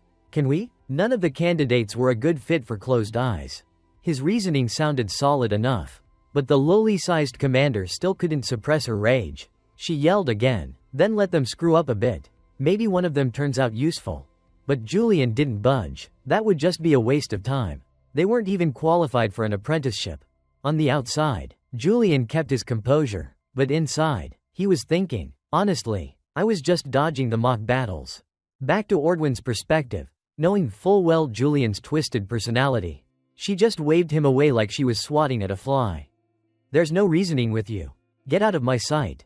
Now, Julian had approached her with an actual purpose. So naturally, he wasn't going to leave just yet. He quickly added, Haha, before I go, I have a proposal. Ordwin groaned. What now? Her irritated tone startled Julian. She's terrifying, but I've got to play the part. I am Julian, after all. Stealing himself, he pulled a prepared envelope from inside his jacket, placed it on the desk, and said, while overseeing the exam, I noticed some flaws in the recruitment process. I compiled them in this report. Curious despite herself, Ordwin picked up the document and skimmed through it. Frowning. Flaws? Julian nodded. Yes, I felt that the candidates showed a clear lack of vigilance, especially considering this is Closed Eyes. Ordwin raised an eyebrow, surprised. Is that so? You'd think they'd do some basic research about the organization they're applying to. As long as they're not total garbage. I usually don't care. She casually glanced over the contents of Julian's report, eyes narrowing at one specific line. Closed Eyes bears no responsibility for any accidents during the recruitment process. Reading that, Ordwin couldn't hold back a laugh. Haha, this makes it sound like you planned to kill someone during the exam. Is that what I'm supposed to take away from this? Julian? When asked this question, Julian, of course, wasn't foolish enough to reveal his true intentions. He simply smiled, as he always did. However, this only served to confirm Ordwin's suspicions. She lightly tapped her finger on the desk and pondered. That attitude says it all. This is strange. Julian, the one who's second in command in Closed Eyes, has never interfered with internal policies like this before. After a few seconds of contemplation, she lifted her gaze and asked, Is this the reason no one was recruited during the recent examination? Are you worried that something might happen to the candidates, and then you'd be held responsible? Upon hearing this, Julian shrugged and admitted, Yes, and besides, selecting talented individuals through a flawed recruitment process won't do us any good. We're a royal-affiliated organization. After all, we can't afford to let anyone tarnish the noble name we bear. Before Julian could continue his speech, Ordwin quickly raised her hand, signaling for him to stop. All right, I get it. Whenever you bring up the royal family, you sure do talk a lot. For now, I'll submit this proposal to the council, but I can't promise it'll pass. Julian nodded in agreement. Thank you, Commander Ordwin. I'll take my leave now. He turned to leave the room, but just as he was about to take a step, Ordwin suddenly remembered something and called out to him. Hold on, a strange letter from the Royal Secretariat was delivered to your office. You should check it out. The sudden reminder caused Julian to pause for a moment, but he quickly regained his composure and turned back to reply. I understand. And so, after Julian left the office, Ordwin's expression darkened, her mood shifting. She thought to herself, so Closed Eyes takes no responsibility for any incidents. Huh? Meaning even if someone dies during the exam, they'll get away with it because of the royal family's protection. Of course, that doesn't change the fact that the recruitment process itself remains the same. From the start, the only people allowed to join Closed Eyes were the fallen aristocrats and the commoners who stayed neutral in politics. They lack power, so it's not easy for them to just ignore their discontent. That's why there hasn't been any issue so far. Julian must understand this too. So the real purpose behind this reform proposal is... She paused, realizing what Julian's true intentions were. He must have figured out that the Elder Council and the Torso family were playing tricks during the examination. And now he's confronting them head-on. I know what you've done. And if you try it again, I won't let it slide. That's the message he's trying to send. Bold move. Julian, are you really planning to throw a punch at the Elder Council like this? Having fully grasped Julian's true intentions, Ordwin called out to one of her subordinates. Is anyone out there? Upon hearing this, a young man quickly ran in and asked, Did you call for me, Deputy Commander? In response, the small-statured woman handed him Julian's letter and instructed, Take this to the Parliament Council. The subordinate hurriedly grabbed the letter and rushed off, leaving behind Ordwin, who stood there with a thoughtful expression. As the situation shifted, she muttered to herself, Julian was gravely injured once. And now he's completely different. Julian has always been loyal to the orders of the royal family. Which is why he was called the royal family's dog, an emotionless beast who's never had any dissatisfaction with his superiors. But now, he's starting to break those chains and find his own identity. This is tiring. I'll need to keep a closer eye on him from now on. The scene shifts to Julian, who now stands before a large door, lost in thought. I've come this far. To Julian's office within the Closed Eyes headquarters. Normally, Closed Eyes doesn't arrange private offices, because there's no need to keep anyone on standby. If an organization like this sets up a private room for someone, I can't help but wonder just how reckless I must be. With that thought in mind, driven by his unending curiosity, Julian reached out and pushed the door open, stepping inside. However, what awaited him was completely different from what Julian had expected. In one corner of the room were various brightly colored clothes. In another corner, there were statues that looked as if they were ghostly figures screaming in agony. Julian was left speechless, staring in disbelief. He muttered to himself, What are these bizarre decorations? Expensive items, completely unrelated to work. This place is worse than Julian's own home. Is he really this insane? They all look so expensive and ridiculous. I really can't understand this villain with the hawk eyes. He's got terrible taste. I can't believe I'm actually him. What on earth did I step into? If he wasn't planning on keeping them, why did he buy them in the first place? I guess even Julian has shopping issues. Just as Julian was lost in thought, a knock on the door brought him back to reality. He quickly responded, Come in. The person who entered was none other than his apprentice, Lazarus. As soon as he walked in, Lazarus cheerfully greeted him. Greetings, sir. I've come to deliver a letter from the royal family. Here it is. With that, he respectfully handed over the letter. Julian, surprised to see Lazarus again, couldn't help but think it was a bit of a coincidence. You again, Lazarus? I feel like I've seen you all day today. Julian guessed that this must be the letter the commander had mentioned earlier. Unaware of this, Lazarus, having completed his task, was eager to leave. Well then, I'll take my leave now. However, just as Lazarus was about to leave, Julian called out, Wait a moment, you came at the perfect time. Please take these statues over to the carriage I brought. They shouldn't be too heavy. Upon hearing the request, Lazarus' face turned pale. He asked, You mean all of these? Exactly. Julian smiled. Upon receiving confirmation from his superior, Lazarus' face lit up with excitement. He thought to himself, I can't believe he's entrusted me with this. Maybe I won't be a mere intern for much longer. With this thought in mind, Lazarus eagerly exclaimed, Got it. I'll move them right away. His overly enthusiastic attitude made Julian curious. He's pulling that weird face again. Back to Lazarus' perspective, just as he was lifting a wooden box to carry it to the carriage, his foot accidentally kicked one of the statues lying on the floor, causing him to lose his balance and stumble forward. Witnessing this, Julian let out an awkward chuckle. You really need to be more careful, Lazarus. Anyway, I was planning to throw these away. So, before Julian could finish his sentence, Lazarus, who was now crying, pulled out a sword and held it to his own neck, saying, I'm so sorry, sir. I can't believe I've embarrassed myself like this in front of you.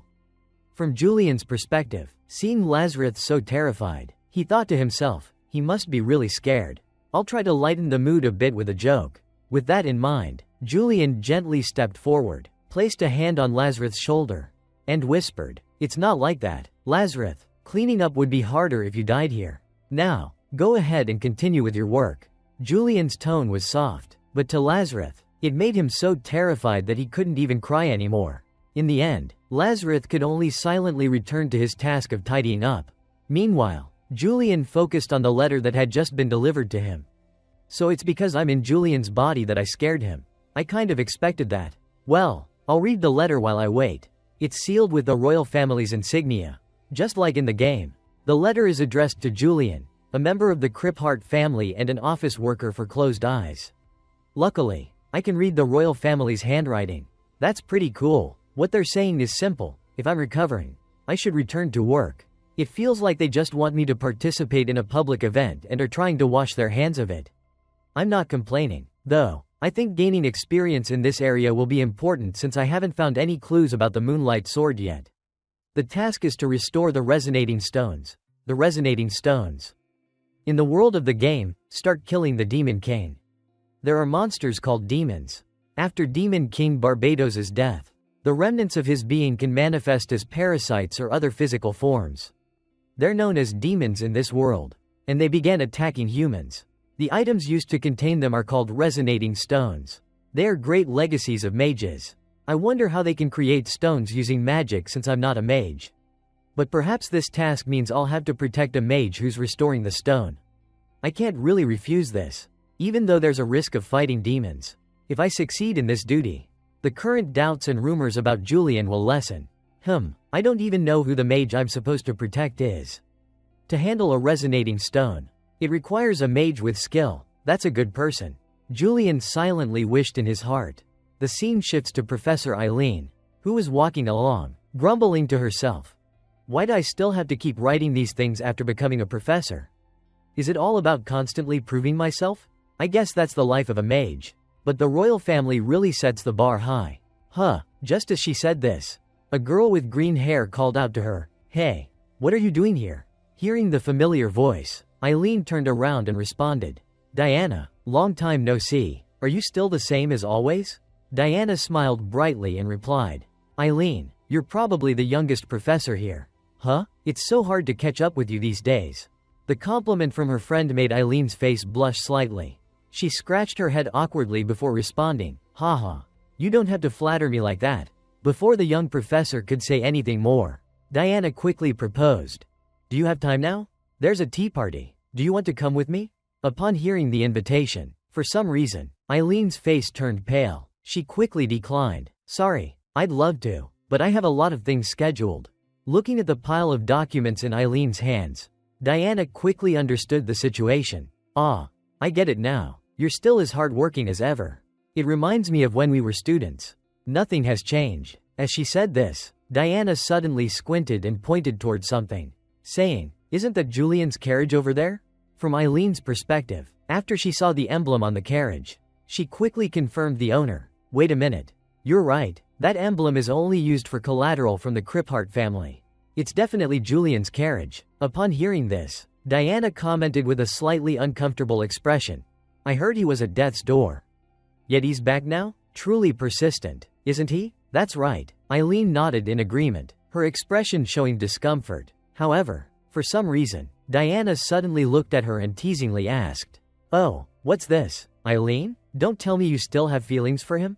This question immediately caused Eileen's face to turn bright red. She quickly waved her hand and responded, "I don't know what you're talking about." Seeing her friend's flushed face, Diana burst into laughter. "Haha, my little Eileen is so adorable. Back in the day, when you heard the rumor that confessions under the cherry tree on the hill behind the institute would never be turned down, you had Julian come all the way out there." The more Eileen listened to her friend, the redder her face became, almost like a ripe tomato. Finally, unable to bear it any longer, Eileen intervened. "Hey, why don't we go to the tea party?" I thought you were really busy?" Diana teased. "Haha, fine. It's just that I have a little free time." The professor tried to defend herself. However, Diana seemed unwilling to let it go and persisted. "You don't have to be embarrassed about it. Who wouldn't have liked Senior Julian back then? Even though you were the biggest fan of him." "Thanks a lot," Eileen replied with a smile. But her hand, gripping her friend's shoulder, said otherwise. Eileen then silently thought to herself, she's right. Back then, Julian was completely different. Now he's changed after returning from the north and joining the Closed Eyes team. He's different. Not knowing her friend's inner thoughts, Diana suggested, "Why don't you go and say hi to him?" To this, Eileen gritted her teeth and answered, "I used to like him. But that doesn't mean I still do now. Besides, I haven't seen him in a long time. Hearing this, Diana became curious and asked, "Why not?" Eileen then pulled out a letter and explained, "I won't be returning to the palace for a while." Upon seeing the letter, Diana's face showed surprise, and she exclaimed, "Oh my, is that a letter from the royal family?" In response, Eileen nodded firmly and said, "Yes, they've given me a mission to restore the resonance stone." Time passed quickly, and by now, the escort team assigned to accompany the mage on their mission had begun to move out. Among them, 2 young soldiers chatted as they marched. With this many knights tagging along, the person we're escorting must be someone really important, right? One of them said. Hearing that, his companion grinned and replied, "Definitely. Even the Blue Lion Knights are coming along with Closed Eyes. Word is, Sir Julian from Closed Eyes is personally joining the mission." The first soldier was stunned by the news and blurted out, "What?" But before he could say more, his friend waved him off and shook his head. "You've heard that rumor about Julian losing his memory after an injury, haven't you? Probably just jealous nonsense from people who can't stand his success." That explanation seemed to calm the other soldier down. He nodded and said, "Yeah, that sounded off to me too. I mean, this is the kind of guy who could take a blade to the gut and not bleed. What kind of injury could possibly bring someone like that down?" Shifting to Julian's perspective, he could hear the whispers about him and silently praised himself. Taking this mission was the right call. Public opinion is back on my side. At that moment, 2 men approached Julian and addressed him. "Sir Julian, thank you for coming. I'm Fern, a member of the Blue Lion Knights," said the brown-haired one. The gray-haired man beside him introduced himself as Heinrich. Julian gave them a polite nod in return. "You guys in the Blue Lion unit must be working hard too. Make sure the mages get to their destination safely. Who knows what could happen out there?" As he smiled while speaking, his grin sent shivers down the spines of those around him. Inside, however, he was anything but calm. What if a giant demon shows up? I'm scared as hell. Unaware of the fear hiding behind Julian's calm exterior, Fern hesitantly made a suggestion. "Sir Julian, would you like to ride in the carriage to Julian? Leave the escorting to us in the Blue Lion unit. You should relax." He sounded sincere, but there was no fooling Julian's sharp instincts. He immediately picked up on Fern's true intent. "Let's see, it sounds thoughtful on the surface. But something tells me he's not just trying to be nice. The Blue Lion Knights are a formal unit of the Empire, right? Unlike Closed Eyes, most of their knights are nobles by blood. They probably don't want someone from a branch family like me outshining the highborns. Let's see, in the novels, people who transmigrate always end up living these grand, glorious lives, and yet here I am, stuck as the villain, caught in this damn mess. What the hell?" Julian grumbled inwardly. Riding in a carriage is a lot more comfortable than being on escort duty. So, without bothering to torture himself any further, he quickly made a decision. "All right then, sounds good to me." Up ahead, the 2 knights visibly brightened when they heard Julian's agreement. One of them quickly responded, "Understood. I'll let Lady Eileen know when she arrives." At that, Julian froze for a second, his face going blank as he asked, "Wait, who's arriving?" And as if to answer that very question, a cheerful voice called out from behind, "Hello, lovely weather today, isn't it? I'm Eileen de Donation, and I'll be overseeing the tuning of the resonance stones." But before she could finish her sentence, Eileen caught sight of Julian, and her whole body jolted in shock. Meanwhile, Julian wasn't exactly thrilled about the situation either. Still, he forced himself to muster a polite smile and turned to Fern. "Hey Fern, about that carriage thing, forget it." His sudden change of plans took both knights by surprise. And inside the carriage, Eileen's complexion had gone pale. She silently questioned to herself, "Why is Julian here? Wasn't he trying to avoid me?" To Julian, Eileen was a wild card. He couldn't read her thoughts, and that uncertainty made him deeply uncomfortable. He scratched his head in frustration, his mind racing. That seemingly small gesture, however, was enough to send a chill down the spines of Fern and Heinrich. What the hell? Why the sudden change of heart? Is he trying to throw his weight around now? Damn it, Julian, has he figured out our plan, to wait until he was gone so we could keep tabs on the mission ourselves? Of course he did. He's the type to survive the chaos of the royal court without needing a faction. But still, he's just from a branch family. Arrogant bastard. Just because he has a sliver of royal recognition, he thinks he can look down on us nobles. Fine then, we'll see how long that lasts. Fern gritted his teeth, fuming internally. Meanwhile, Julian was still struggling with a headache. No one had warned him that the mage he was supposed to escort was Eileen herself. With things turning out like this, I need to get this mission over with as fast and clean as possible. Quick, efficient, and never see Eileen again, he reminded himself sternly. With that in mind, the group picked up their pace and eventually arrived at the city of Julian. Glancing subtly at his surroundings, Julian couldn't help but grumble inwardly. So this is where the resonance stone is? It's so small. I came all the way from the capital, and no one even bothered to greet us. Just then, a handsome young man who had noticed their arrival came over with a welcoming smile. Ah, you're from the capital, right? Welcome. Thanks for making the long journey out here. I'll take you to the resonance stone right away. Without wasting any time, he began leading Julian toward a towering clock tower. On the other side, Mage Eileen was busy coordinating the soldiers. The crate with the resonance stones goes that way, and the mana conduit crate over there. I'll handle that one. I'm especially sensitive to mana. As she gave out instructions, the guide from earlier rushed over to her. Mage, would you like to inspect the area that needs repairs? Eileen nodded and followed him. Before long, they reached the inside of the clock tower, where a massive resonance stone stood. Its colors were dull and lifeless, and several cracks marred its base. The sight made Eileen furrow her brows deeply. Oh dear, this is worse than I thought. A simple repair won't be enough. We'll need to replace part of it, she said, rolling up her sleeves with confidence. During the replacement, the barrier will disappear temporarily. But don't worry, it won't take long. The guide nodded and placed his full trust in her. We believe in you, Mage. Eileen gently reached out and laid her hand on the surface of the resonance stone, closing her eyes to get a better sense of its condition. Everything's almost ready. Now I just need to inform Julian that the barrier will go down during the swap. I really don't want to face him. But this is work. Eileen, you're a professor, act like one. With a face full of reluctance, Eileen finally made her way toward Julian and called out from behind him. Hey, Sir Julian, I need to speak with you. But before she could even finish her sentence, Julian's body bolted forward like a gust of wind. Startled, Eileen instinctively rushed after him, shouting, Wait, listen to me, this is important. As she ran, her mind was spinning with questions. What the heck is going on? He's clearly trying to avoid me, right? I'm not just imagining this, there's no way. Why, though? Could it be? Does he somehow know I have feelings for him? No, that's ridiculous. This is an official mission. I need to make that clear. Fueled by a mix of urgency and frustration, she reached out, grabbed Julian's cloak, and yanked him back. Hey, why do you keep avoiding me? Julian turned around with the calmest look on his face and replied nonchalantly. Avoiding you? Since when? You're just the one constantly trailing after me.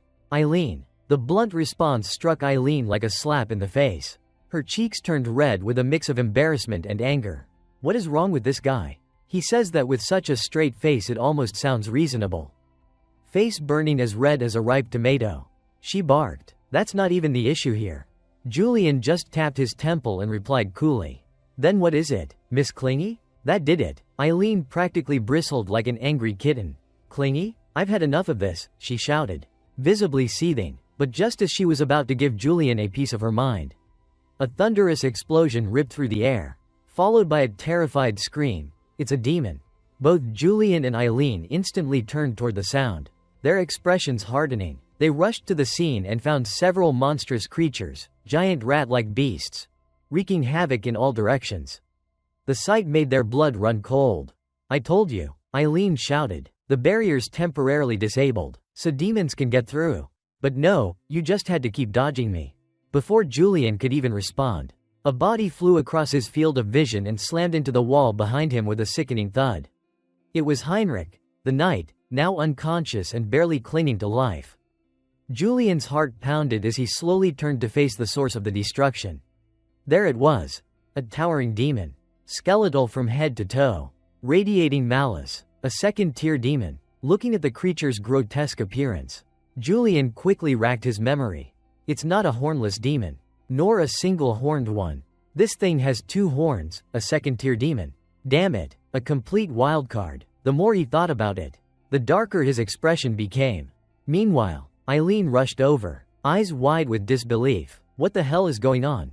Julian raised a hand to stop her. Stay back, it's too dangerous. Just then, the demon let out a guttural growl that rumbled through the air like thunder. The sound made Eileen flinch involuntarily as a chill ran down her spine. Her mind spiraled in panic. A two-horned demon? Why is something this strong here? What am I supposed to do? I don't have any combat-ready spells right now. And the resonant stone still isn't activated. But the demon gave them no time to strategize. With another bone-rattling roar, it commanded its underlings to attack. In an instant, one of the lesser demons lunged toward Eileen. Claw raised high. Her eyes widened in shock. There was no time to dodge. But Julian didn't hesitate. With reflexes as sharp as his blade, he stepped in and cleaved the creature in one swift motion, sending it straight to hell. Without missing a beat, he turned to Eileen and barked, "Get a grip. You're seriously freaking out over that? Come on, that's embarrassing." Then his voice softened slightly, though it still carried a teasing edge. "I'll handle this side. You, just do your job. All right? Fix the resonant stone. My job is to protect you. Or have you already forgotten what you're supposed to be doing?" The jab made Eileen flush with shame. Her cheeks turned crimson, but the sting of his words snapped her out of it. She clenched her fists, nodded firmly, and said, "I'll need about 7 minutes to finish the repairs. Sir Julian, don't get yourself hurt, all right? I don't have any healing magic." With that, she sprinted off, leaving Julian alone to face the two-horned monstrosity. "Don't get hurt, huh? Easy for her to say." Julian muttered to himself. "Truth is, I'm scared out of my damn mind. This is the first real fight I've ever had, and it's against a second-tier demon." He swallowed hard, watching the towering beast stomp forward. "Too many people are watching. I can't run. If I turn tail now, rumors will spread. They'll start asking questions. If I'm going to be Julian, then I have to be Julian. There's no choice." As the creature roared again, Julian tightened his grip on the hilt of his sword. His lips pressed into a grim line. Deep down, he wanted nothing more than to turn and run.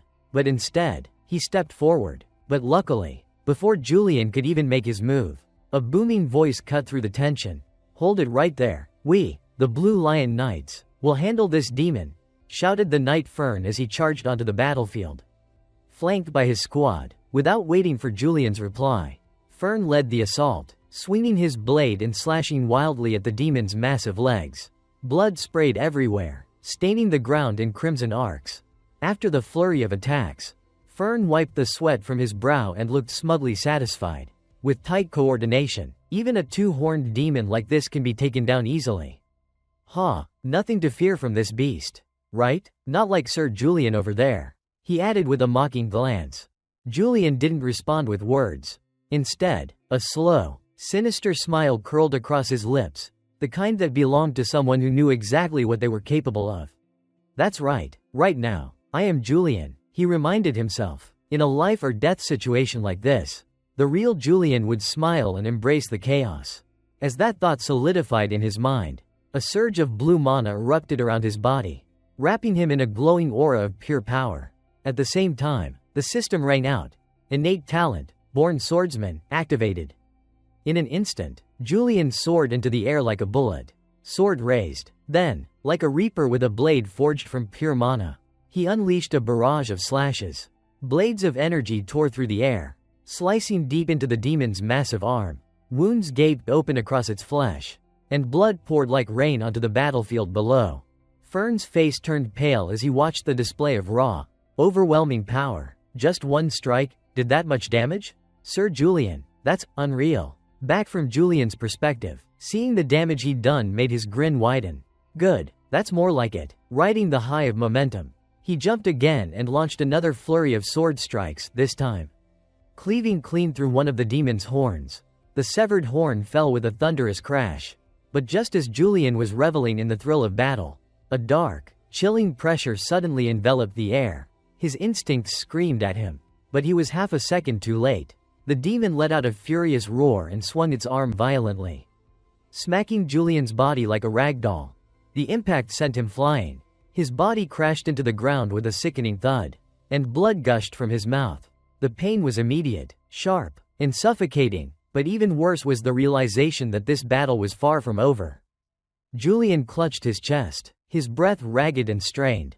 It hurts. It hurts so much I can't even breathe. Is this what it feels like? Even a worm will squirm when it's stepped on. Huh? If that's the case, then. But before he could finish the thought, the two-horned demon on the opposite side gave him no time to recover. With a thunderous roar, it raised its massive fist and slammed it down again and again, hammering the ground like a relentless storm. The earth shattered under the blows, and a massive crater began to form where Julian had landed. Watching from all sides, the knights surrounding the battlefield gasped in panic. Unbelievable, even Sir Julian got hit?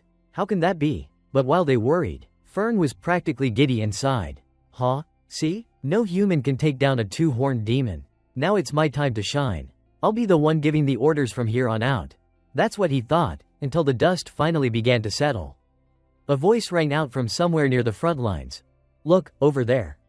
That blue light, that's the moonlight blade. Out of the dissipating smoke, Julian emerged, slowly, steadily, and completely unscathed. Not a scratch marked his body. In his hand, his sword gleamed with a vibrant, ethereal blue aura that lit up the battlefield like a beacon in the dark. The moment stunned everyone into silence. The impossible had happened. Julian was still standing, and he looked more dangerous than ever. From Julian's perspective, even though the moonlight blade in his hand was still incomplete, barely a quarter of its original strength, it was more than enough to shift the tide in his favor. Just knowing that gave him a surge of confidence, and a crazed grin crept across his face. Without hesitation, he charged forward, ready to teach the two-horned demon a brutal lesson. The moment the demon caught sight of that manic expression, it let out a guttural, animalistic roar, offended, provoked. It swung its massive arm in fury. But Julian had already sidestepped the attack with sharp precision.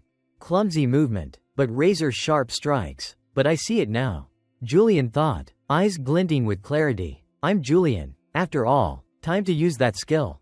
With a flash of intent, he activated insight, and immediately, every one of the demon's attacks slowed down in his vision, exposed and predictable.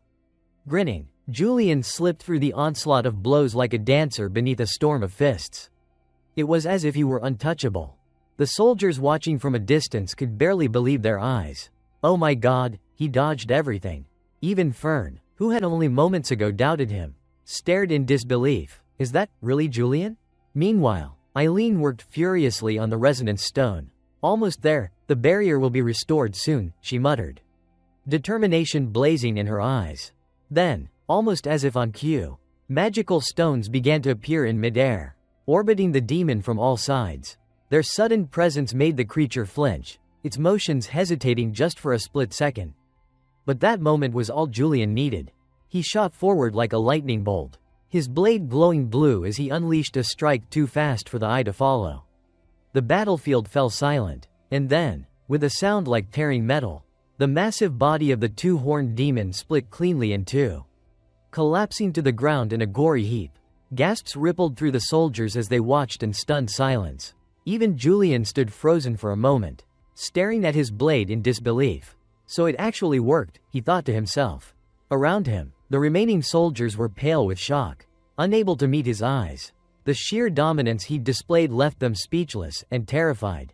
But Julian, unbothered, only gave a small, amused smile. Of course they're afraid, he mused to himself. In this kind of atmosphere, I really do look like a villain. Overwhelming power always comes with fear. That's just how it is. But just then, a soldier suddenly rushed over to Julian, grabbing his hand tightly with tearful relief in his voice. Sir Julian, thank you. We thought we were all going to die. You really are something else. The nearby soldiers quickly joined in, cheering and praising him with genuine admiration. Even Fern, reluctant as he was, had no choice but to step forward and offer his own compliment. Well done, Sir Julian. Julian gave a composed smile and nodded politely. Ah, Sir Fern, would you mind reporting on the situation for me? I'm not exactly used to handling these formalities. As he spoke, he gave Fern a friendly pat on the shoulder before turning to acknowledge the rest of the soldiers. That simple gesture shifted Fern's opinion entirely. His eyes widened with a new kind of respect. He really is different, compared to all those other nobles. He's in a league of his own. To defeat a two-horned demon and still act like it was nothing. He's not even human. Truly incredible. Later, away from the noise and the celebration, Julian finally made his way to a large, quiet lake deep within the forest. There, with no one watching, he dropped the mask he'd been wearing. collapsing to the ground and gasping for air like a man who had been holding his breath through the entire ordeal. God, I was this close to dying, he muttered, chest heaving. That mix of hatred, fear, and despair when you're facing a demon head-on. Fighting for real is way more terrifying than I imagined. In that moment, when the blade cut through its body, his voice trailed off into the stillness of the forest. Do people really survive things like that so often that it becomes normal? Even now, I still feel a lingering fear, maybe because I've been playing the role of Julian too perfectly. When your body changes, does your mind start to follow along too? Just how deep does Julian's power really go? Julian sat by the lake, lost in thought, his voice quiet in the cool forest air. This time, the ability that awakened was a fusion of Li Sihu's knowledge and Julian's experience. Two forces combined into one. It created a skill that allows me to see through an enemy's weaknesses. With this, I might even be able to dispel the doubts others have about me. But the problem now is this incomplete moonlight sword. He glanced at the glowing blade in his lap. I still need to carve an energy channel into it to fully activate it.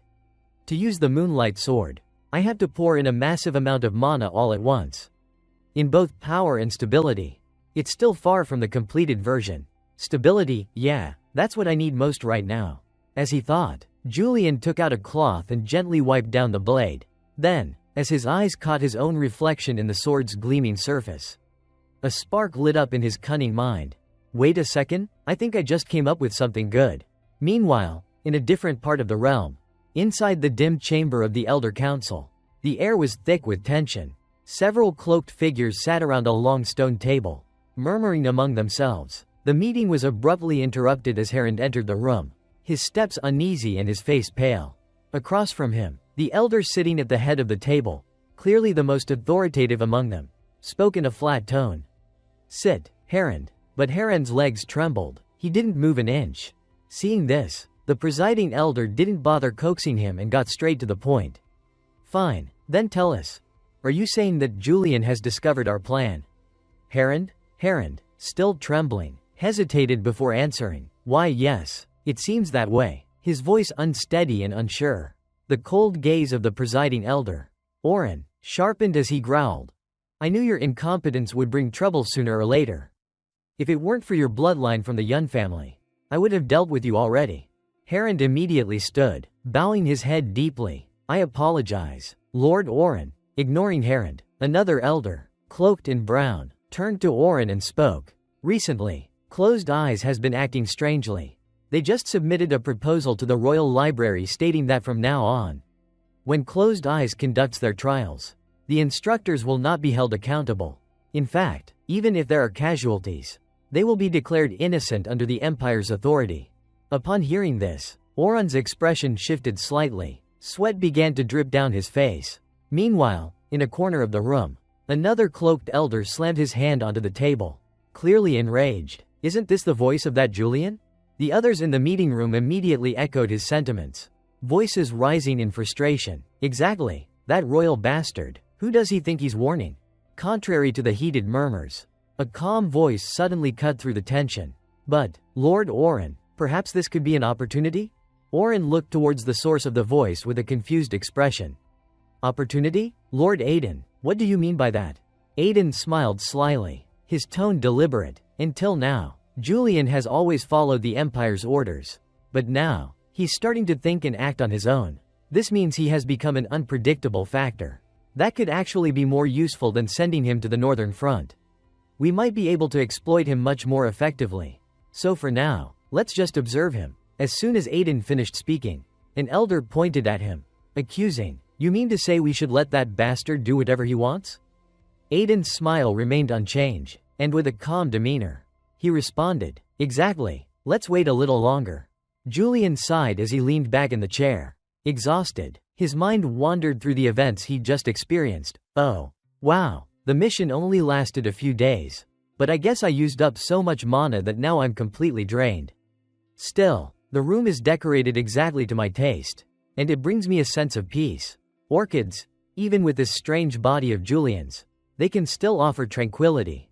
As he thought this, Julian absent-mindedly rubbed his face against a leaf nearby. His gaze then shifted toward the grand piano on the table, and he whispered to himself, I gained more from this mission than I expected.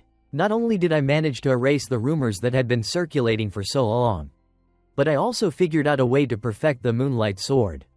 It was this gem that gave me that idea. Reaching into the piano, Julian retrieved a red gemstone, which he had sneaked into his room from somewhere unknown. He examined it closely and thought. When I saw the resonance stone, I came up with a hypothesis. In the world of the current Demon King, everything can contain mana, especially the gems produced by the Empire. They have the highest mana conductivity and capacity. That's why the resonance stones are so well refined. Based on the principle of energy transfer to a resonance stone, I thought of using gems as intermediaries between my body and the sword. If there's a gemstone that's perfect for transmitting mana, of course, it must resonate well with my own mana. I need to find the one gem that's just right. As he mused over his plan, Julian crushed the gem in his hand, watching as it slowly dissipated into smoke. Suddenly, a knock at the door startled him. Oh no, I got so caught up in my thoughts that it's already dinner time? Realizing this, he called out, "Is that you, the butler? Come in." To his surprise, it was Lazarus who entered. Julian frowned slightly, feeling a sense of boredom from the frequency with which Lazarus appeared. "Lazarus? This guy again?" he muttered under his breath. Lazarus, unbothered by Julian's mood, immediately got to the point. "Lord Julian, the commander has requested that you report directly to the Royal Library regarding your mission." Julian raised an eyebrow at Lazarus' words. "Directly to the library?" he asked, a frown appearing on his face. Lazarus nodded, confirming the request. "Yes, sir." With a resigned sigh, Julian pushed himself up from the chair, his tired body protesting the movement. However, he didn't forget to pat Lazarus on the shoulder and assign him a task. "In that case, please return these gems to the vault for me," he instructed. As Julian moved towards the door, a small, knowing smile tugged at his lips. "It looks like finishing the Moonlight Sword will have to wait. The Royal Library? Why are they so concerned about me that they've summoned me? My memory issues haven't been cleared up yet." Just as he was about to leave the room, Lazarus called out to him, "Lord Julian." Julian turned around, his curiosity piqued. "Is there something else?" Lazarus hesitated for a moment before offering his palm, which held the shattered fragments of the red gemstones. "What should we do with these broken pieces, sir?" Julian glanced at the pieces, barely sparing them a thought. "Just throw them away," he said, before swiftly making his exit. Lazarus stood there, dumbfounded, as he muttered, "Yes, sir. Oh, but these are precious materials." Time passed quickly, and the scene shifted to the Royal Library. As Julian walked down the grand hallway, he couldn't help but glance around, impressed by the lavish surroundings. This place is nothing like the Closed Eyes headquarters, it's astonishingly extravagant. Soon, he arrived at the reception desk, where he approached the attendant and announced, "I am Julian of Closed Eyes. I am here to see Lord Seddon Orvian of the library." The attendant, as if already expecting him, nodded and gave a polite response. "Lord Seddon is currently in a meeting with a guest who arrived before you. Sir, please wait in the lounge." Julian raised an eyebrow, intrigued. "Someone's already here before me? Must be someone of higher rank than me within the Empire." His curiosity growing, Julian quickly pushed open the door to the lounge. "So this is the lounge? I never saw this place in the game. It's truly magnificent." Julian's gaze drifted toward a sword casually tossed on a chair in the corner of the room. His curiosity piqued. He walked over and picked up the weapon, inspecting it closely. "A sword? But why is it here? It doesn't belong in such a luxurious room like this," he muttered to himself. Despite its rough appearance, just the feel of the blade in his hands told Julian that its owner must possess incredible skill. The strength of the body it belonged to and the resilient spirit it reflected were unmistakable. He ran his fingers along the markings etched into the sword. "Don't tell me." Suddenly, a cold voice echoed from behind him. "Stay away from that sword, traitor. It was a gift from my master." The voice was unmistakably familiar, sending a chill down Julian's spine. He didn't need to turn around to know who it was. Behind him stood a blonde-haired knight, her gaze full of disdain. She was a noblewoman from the prestigious Rondoble family, one of the Empire's renowned knight families. A distinguished disciple of Hayden Reich, she was among the most talented students in the Empire. In the game, she had been slain by Julian himself. Her name was Lynn Rondoble, Julian's senior in the same martial arts school. Julian's mind raced. She must be the key to escaping this world. The young swordswoman stood tall, eyes closed, her blade pointed straight toward the sky. Her name was Lin Rondobel, a noble from the prestigious Rondobel family, a proud line of imperial knights. Lin wasn't just a talented fighter, she was known for always staying close to Reich and the rest of his companions. She was also one of Hayden Reich's disciples. Her sharp eyes burned with resolve as she held her glowing sword before her. Lin had both beauty and skill, the kind of talent that could one day surpass Julian himself. That, above all else, made her special. She was the golden-haired knight who always smiled brightly whenever Reich patted her head. It was no secret that she was completely loyal to her master Hayden Reich. And when she wore a wedding dress, she was absolutely breathtaking. That dress became famous among players, and often topped popularity polls in the community. Right now, Julian could only accept the cold, hostile aura she directed at him. Even though he was Julian now, not Hayden Reich, the swordswoman in front of him saw him as nothing more than an enemy. The system even popped up a warning, negative emotion detected, hatred. Lin narrowed her eyes, her voice full of threat as she asked coldly, "What do you plan to do with my father's sword?" Julian raised both hands and gave an awkward smile, trying to ease the tension. "I just wanted to take a look, that's all." Inside though, he was already laying out his plan. "Maybe I can tease her a bit and extract some information." Trying to lower her guard, Julian casually added, "I'm surprised someone like you would leave their sword lying around like that." Lin let out a soft chuckle. "Ha, didn't you notice? That's because my master isn't some reckless fool who carries a weapon everywhere inside the Imperial Palace, unlike you." Got her, Julian thought. Just as I expected, she's diligent and upright to a fault. "So, since you mentioned your master," Julian said, pausing for a moment before flashing a knowing smile, "the guest who came before me must have been the sword saint Hayden Reich, right?" Lin's icy blue eyes sharpened. She furrowed her brows and asked bluntly, "And what does that have to do with you?" Julian raised a hand to his mouth and laughed softly. "I'm just curious. After all, he used to be my teacher too." Inwardly, Julian had already confirmed what he suspected. Lin definitely held negative emotions toward him. Let's see how deep that goes. Her grip tightened around her sword, hands trembling with rage. Then, without warning, red flames began to surge around her.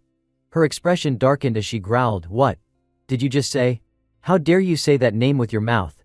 Negative emotion detected. Rage. Sweat ran down Julian's face as he forced a smile, silently cursing in his head. "Yep, she's furious. Just like I thought. Maybe I went too far, sorry, Julian." Just then, the wooden door creaked open, and a voice called out from inside, "Miss Lin, please report to the secretary's office." Lin immediately turned on her heel and walked off, leaving Julian behind with a scowl on her face. "Well then, goodbye, Julian." She pointed a finger directly at him, her gaze icy. "I hope we never meet again." But just as she finished speaking, the same voice called again, "Oh, and they've summoned you as well, Sir Julian." Silence fell. All three froze. Julian reminded himself silently, "Stay cool. Just play it cool like Julian would." He gave a bright, charming smile and walked toward Lin, who was clearly flustered. "Come on, Lin. Don't be so cold to me. After all, we share the same master," he said with a wink. "Looks like I'll be seeing that master again soon," he thought. However, her attitude toward him hadn't changed one bit. Gritting her teeth, Lin shot Julian a sharp glare and spoke in a tense voice. "But that's not going to happen again." With those words of warning, the swordswoman turned on her heel to leave. "Don't you dare bring up my master ever again." Seeing this, Julian merely smiled quietly to himself, thinking, "So I'm about to meet my favorite character, but now in the form of someone who betrayed them. I'm not sure whether to be excited or worried." His hand tightened around the piece of paper bearing the sword insignia. A man at a nearby desk neatly stacked some papers before flashing a polite smile at the pair. "Miss Lin, Sir Julian," he greeted. "Welcome to the Imperial Secretary's office." He was seated behind a lavish desk and leaned forward slightly with interest. "Sir Julian, we've heard about your recent mission. Is it true that you defeated the two-horned demon all by yourself?" Julian responded with a nonchalant chuckle. "Hey, that was just a warm-up." Lin, growing visibly impatient, cut in abruptly. "Where's my master?" Her tone was sharp.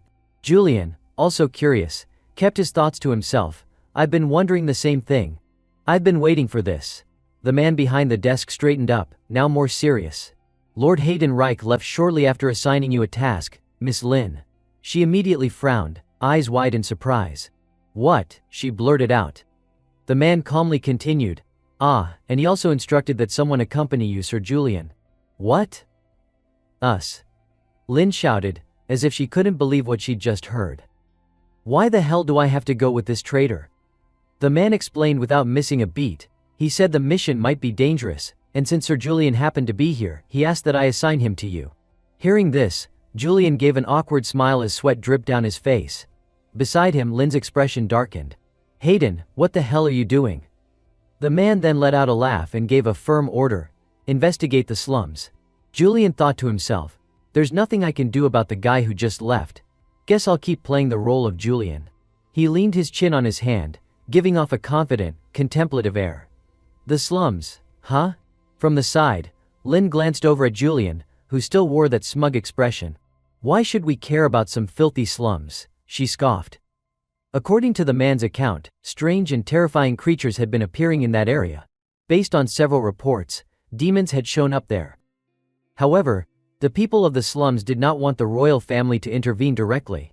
Despite Lin's clear discomfort, his voice rang out clearly. "That's why you two are the right fit for this mission.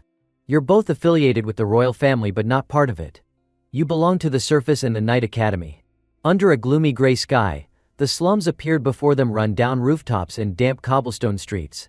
It was a ruined district made up of people from nations the Empire had conquered by force. A place that took in those rejected by the Empire.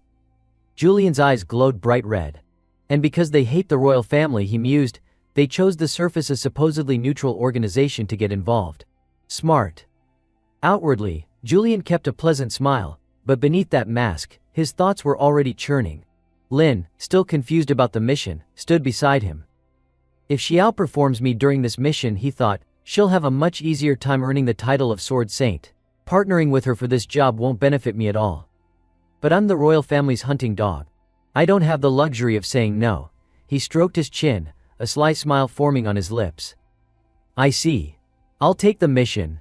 3/3 The moment Julian finished speaking, a loud shout rang out. "What?" Lin flung out her arm and yelled, "I refuse." Deep down, Julian was also screaming in silent despair. "God, I wish I could say no too." But his next words made her freeze. "Miss Lin, your master personally requested that you accept this mission." He gave her a mocking smile, leaned in slightly, and asked with an air of veiled challenge, "Are you planning to go against his wishes?" That alone was enough to make Lin break into a cold sweat.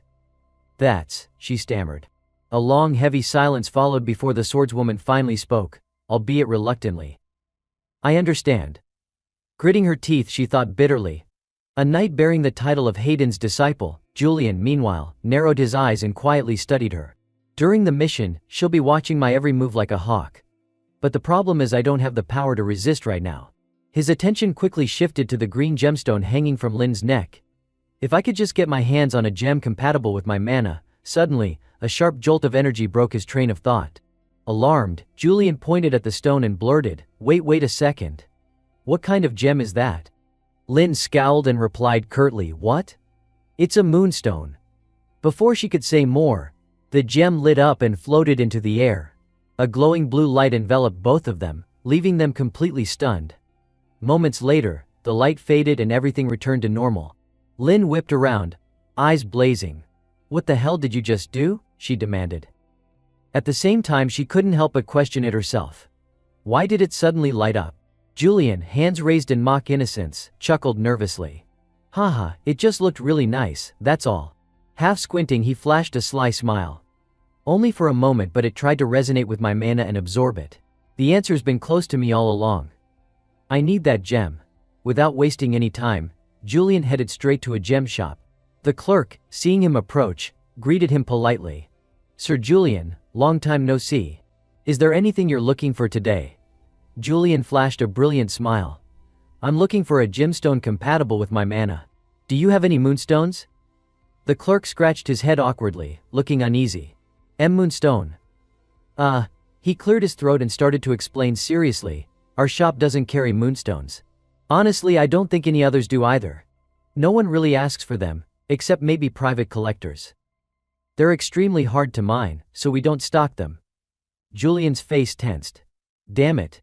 I need to complete the moonstone blade before the mission with Lin."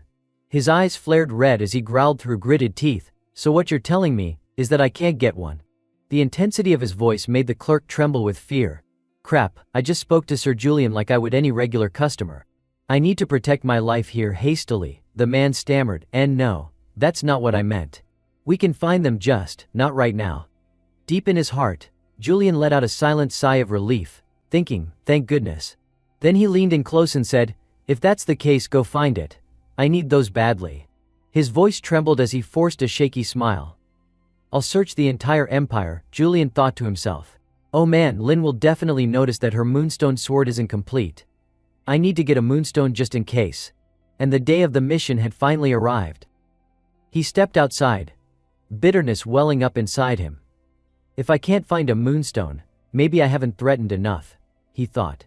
Lin crossed her arms and spoke coldly, her tone dripping with sarcasm. Your important business is at the jewelry store. Julian let out an awkward laugh and replied, ha ha ha, one day you'll see, Lin, the beauty of gemstones.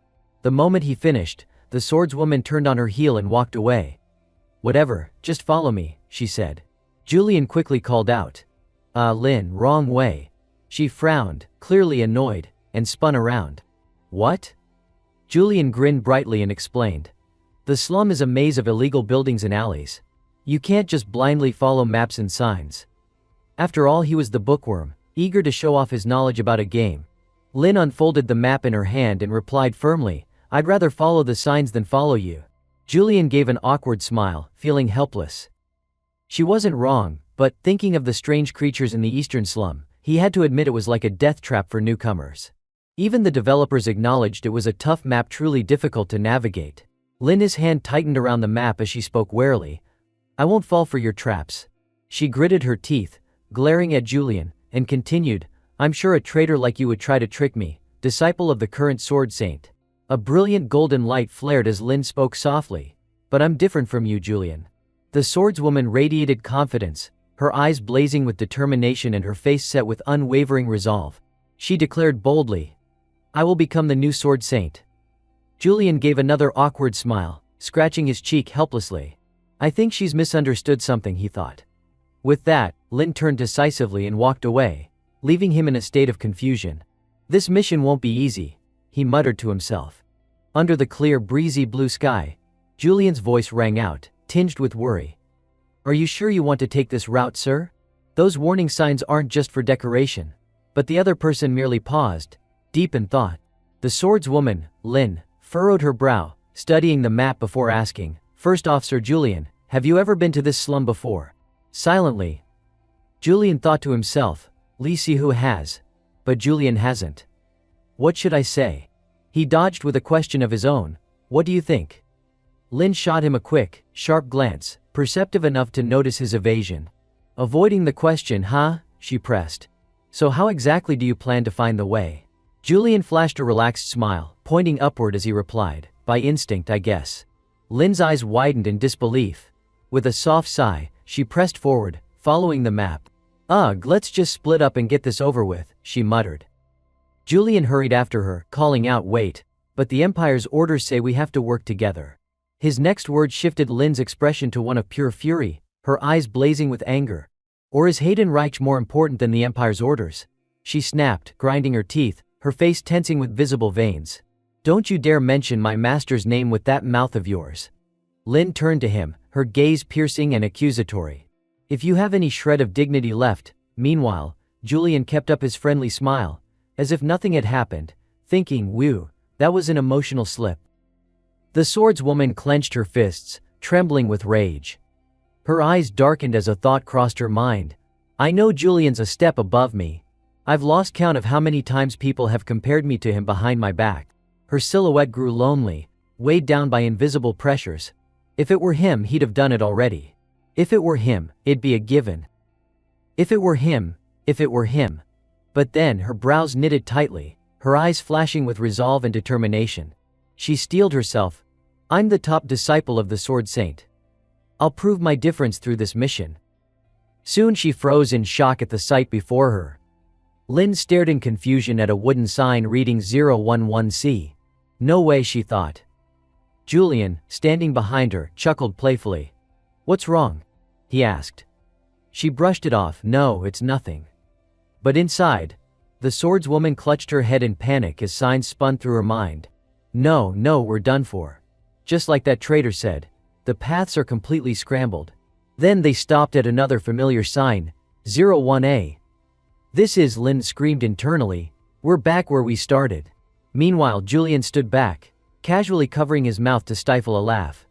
Back again, huh? For real? Suddenly, a stranger's voice called out, Hey miss. A man flashed a warm, friendly smile and continued, You're going in circles. Looks like your first time here. Lin narrowed her eyes, probing. Do you know the layout of this area? He replied instantly, Of course I do. I can guide you if you'd like. Then he extended his hand, grinning. But not for free. Buy me a drink, and we're good. How about it? Feeling a bit helpless but quick to agree, Lin nodded. Fine. That's no problem. They introduced themselves. Name's Baden, he said. And you? I'm Lin Rondobel, she replied. Baden's smile widened, but inside his mind raced. Oh, so she's from the Rondobel family. Perfect, I've hit the jackpot. Julian felt an odd vibe but still spoke up to introduce himself. Something's off. My name's Butt. Before he could finish, Baden cut him off. Ah, I don't care about the guy's name. Just follow me. Julian rubbed his chin, pondering the man. Baden. I feel like I've heard that name somewhere before. Lost in thought, Julian clasped his hands behind his back, watching the man in front chatter animatedly. I can't place him, probably not important, he mused. The three of them then stepped into a tavern, and Baden burst through the door, shouting, Barkeep, a round for me and my two friends here. Lin couldn't help but think, drinking before guiding us, huh? They sat at a table, and the tavern owner, wiping glasses, asked casually, Where you folks from? Lin replied promptly, The royal capital. The barkeep held up 3 fingers.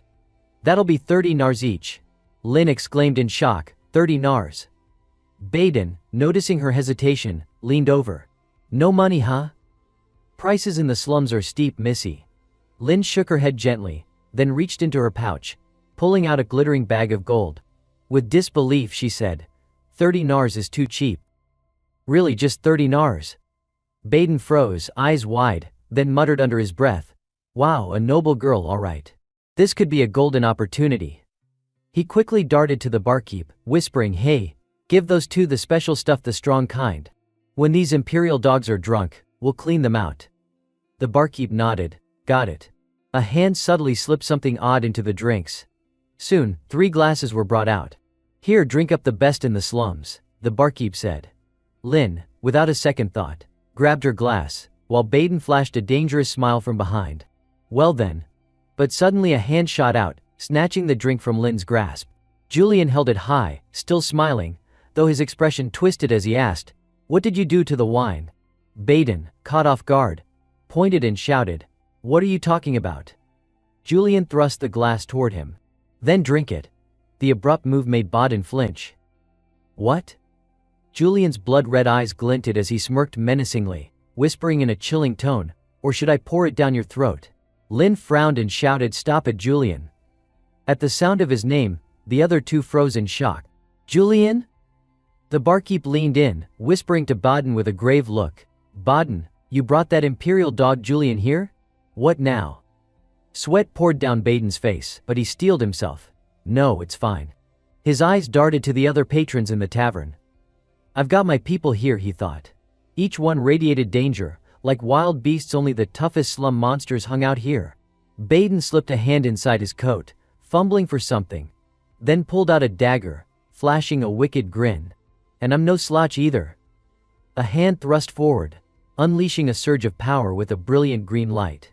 I gave you a chance to come clean, Julian said, his red eyes blazing in the dim light, a cold smirk tugging at his lips. You dare attack me? Out of nowhere, a man charged forward, sword raised, yelling as he lunged at Julian. Julian grabbed the man by the throat with his bare hand, lifting him off the ground. He caught a glimpse of another attacker charging from behind. With a swift turn, Julian hurled the man in his grip toward the other, sending them crashing. Standing there, he observed, a powerful energy radiating around him.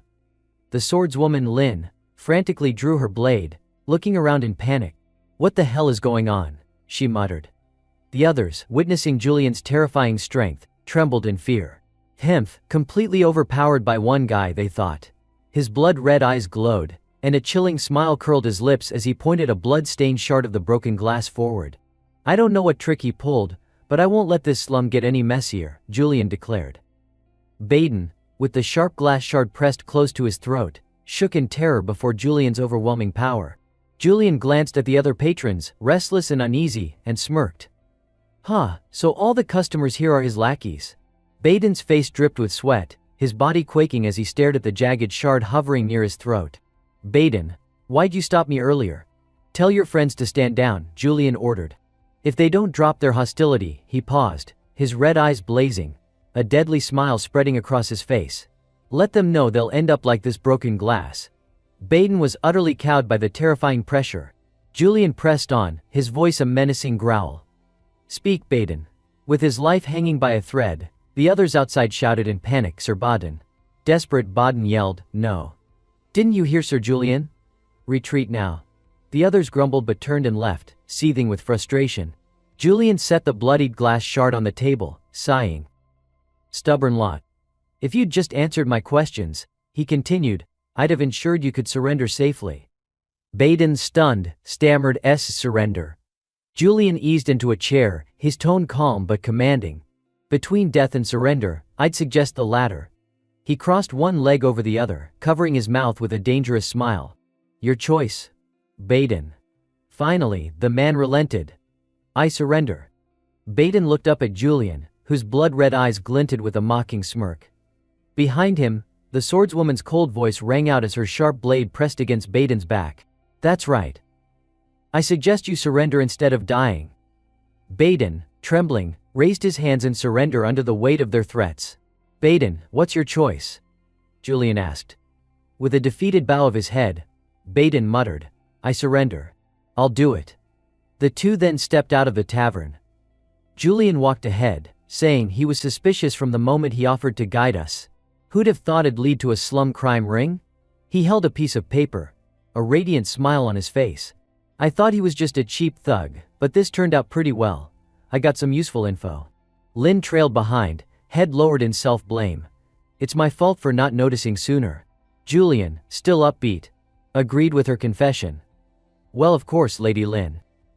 Someone like you has probably never met people like that in your life. Lin's head dipped lower, her lips pressed tight. Oh no, is she losing confidence? After a moment of silence she asked, How did you know? Julian turned to face her. How did I know Baden spiked the drinks? He smiled, countering, That's what you're curious about. The swordswoman pressed, Please, tell me. Julian looked at Lin, her hands clasped, her expression earnest. He thought to himself, willing to learn, even from someone she despises, prioritizing growth over temporary shame, classic Lin Rondabelle. Seeing her tremble not from fear, but something else, he felt a bit reluctant to explain. It'd be better if she wasn't so hostile toward me. Julian extended his hand, a green glow of power enveloping it, and explained, I sensed hostility in the glass. Actually, I felt it before we even entered the tavern, thanks to my mana detection trait. Lin, surprised, echoed, mana detection trait. A system-like notification seemed to flash in her mind, mana detection trait. Julian continued, life, objects, situations, everything naturally has mana, and it reacts strongly to other mana. He turned. Faint green mana sparks swirling around him. Before we entered I used mana. He recalled how Baden, while leading them to the tavern, had emitted a strange hostile mana. It's to detect aggressive mana. Lin rubbed her chin, picturing it. Like a bat's radar waves, right? Julian gave a helpless laugh. Well, you could say that. He smiled, walking as a large amount of mana radiated from his body. It's a skill mages often use, but thanks to my overflowing mana, detection comes easy, he thought. Lin tilted her head, frowning. I have another question. She recalled their earlier conversation. You didn't ask Baden about demons, but about living conditions in the slum. Julian smiled, admitting, that's right. Confused, Lin pressed, We're not here to investigate demons, are we? Julian kept smiling as if nothing was wrong, which only deepened Lin's confusion. Normally, that'd be the reason, he said, then turned the question back on her. What do you know about demonization? The swordswoman hesitated, then replied. The remnants of the demon king Barbados possess all non-human life. In her mind, she pictured a ferocious, long-horned demon, transforming its victims. Isn't that what demonization means? Julian responded gently, usually yes. But the slum's geography is unusual. The capital, near the slum, is surrounded by resonating stones no demon can enter. There's no forest nearby, so no animals, only humans. Lynn's face paled as the realization hit her body stiffening. Trembling, she said, "So the only hosts left are humans. That's what you mean, right?" Julian smiled, thinking, exactly what happened in the game. He nodded softly. "Yes, I believe humans here are being demonized." Lynn clutched her forehead, shaking her head in disbelief. "I'm such an idiot for believing you, even for a moment." Julian raised 3 fingers confidently. 3 houses. He grinned. "That's how many will pick up fever medicine from the apothecary this week. They say high fever is a sign of demonization, right? If I'm wrong, I'll do whatever you ask, Lady Lynn." Lynn, still uneasy, thought, "What should I do? Should I trust this empty talk?" As dusk settled, the sky blazed red, and a few black birds darted past, squawking in alarm. Lynn, now smiling brightly, sighed in relief. Just 1 house left. Julian, trailing behind, praised her. "You look pleased." She glanced at him, waving her hand excitedly. "What you said about humans being demonized if we haven't seen it, isn't that a good thing?" Julian nodded in agreement. "I think so too." They approached the final house. Julian thought, so this is the last one. I hope it's true. He knocked a few times, then paused. No one home. An old man with bloodshot eyes peeked out, asking warily, "Who's there?" Julian leaned in to observe. What the heck? Not demonized yet, but he smiled warmly. "How are you today, sir?" That shadiness in his aura, he's hiding something. Julian sniffed the air, thinking, and that smell, I've encountered it before in missions involving resonating stones. Rubbing his chin, he boldly guessed, it's the scent of demon blood. Lynn spoke up, "Hello, we're from the royal court." The old man froze. "I'm Julian Krypartson of the One Eye," Julian added. The man's eyes widened in shock. "One Eye Julian." His demeanor shifted abruptly, and he shouted, "Get out, get away from my house." As the door slammed, a hand shot out to hold it open. Julian pushed hard, the door flying wide, and the old man tumbled to the floor. Dusting off his hands, Julian looked down. "Thanks for your cooperation." Lynn, anxious and urgent, pleaded, "Julian, at least explain what's going on." Julian ignored Lynn's words and stepped forward, his tone dripping with mockery. "You're too kind, Lady Lynn." The swordswoman, growing more confused, "What?" he asked. "What do you mean?" His red eyes glinted as a dark smile curled his lips. "One day, that kindness will wear you out." Without another word, Julian approached a door sealed tight with iron chains, ignoring Lynn's protests. "We're here to investigate, not hunt. Do you really think the Empire would approve of this force?" He replied coldly, "The Empire only cares about results, Lady Lynn." Her eyes widened in shock. "What?" "That's." Julian held up the piece of paper, eyeing a steaming bowl on the table. "Having dinner, sir. According to housing data, you live with your son. But there are 3 servings here." "Food for 3 people, huh?" The old man pointed, stammering, I have guests." Julian stirred the soup with a spoon, then smirked. "This soup's awfully red, so you're not just here for fever medicine." He laughed, pointing at the dish. "You laced this soup with sedatives to drug your guests and turn them into a meal, didn't you?" Then he gestured to the locked door behind. "For the demon behind that door, right?" Lynn's jaw dropped in shock, while the old man trembled, speechless. Suddenly he bolted toward the door, shouting, "Run, my son." Fumbling with a key, he desperately tried to unlock it. As the door swung open, a thick red mist poured out. "Hurry, run!" the old man cried, staring in horror at sharp claws raised high. My son," he stuttered, before a pained scream echoed through the house. The demon let out a terrifying roar, its red eyes glowing with eerie menace. Lynn gritted her teeth, gripping her sword, ready to fight. A demon! It really possessed a human host? She charged, determined. "I need to take it down first." The demon's blood-red eyes narrowed, and with a swing of its claws, it effortlessly sent Lynn flying. She skidded across the ground, debris scattering everywhere. Julian glanced at her trembling hands on the sword, thinking, that sword, could this be Lynn Rondabelle before her awakening in the story? He recalled their talk after leaving the tavern. That's why she asked about mana. At this rate, Lady Lynn's in danger. Julian gave a faint smile, stepping in front of her. Lin shouted, "I don't need help." He shed his cloak, gripping a sword that glowed with blue light, ready to fight. "No help needed. This is part of my mission." He turned to Lin, smiling. "And I can't let the Sword Saint's prized disciple get hurt." His red eyes flared, and he thought, better to avoid unnecessary rumors. "The problem is, the Moonlight Sword isn't complete. I don't want Lin getting suspicious for no reason." The demon, losing patience, roared and lunged. "I'll take it down on a whole different level," Julian vowed. A system activated, his gaze locking onto the target. A notification flashed, insight trait activated. Julian narrowed his eyes, scanning for the demon's weakness. Everything about it came into focus. In a flash, he unleashed a flurry of slashes at the beast. Julian spun around, glancing at the demon, thinking, "I hit it." At this rate, before he could finish, the creature recovered swiftly. Lin joined the fight, clashing with it. Julian watched her struggle, cursing under his breath, "Damn it, already healed." He tensed, shouting, "Lady Lin, please create an opening. I'll strike again."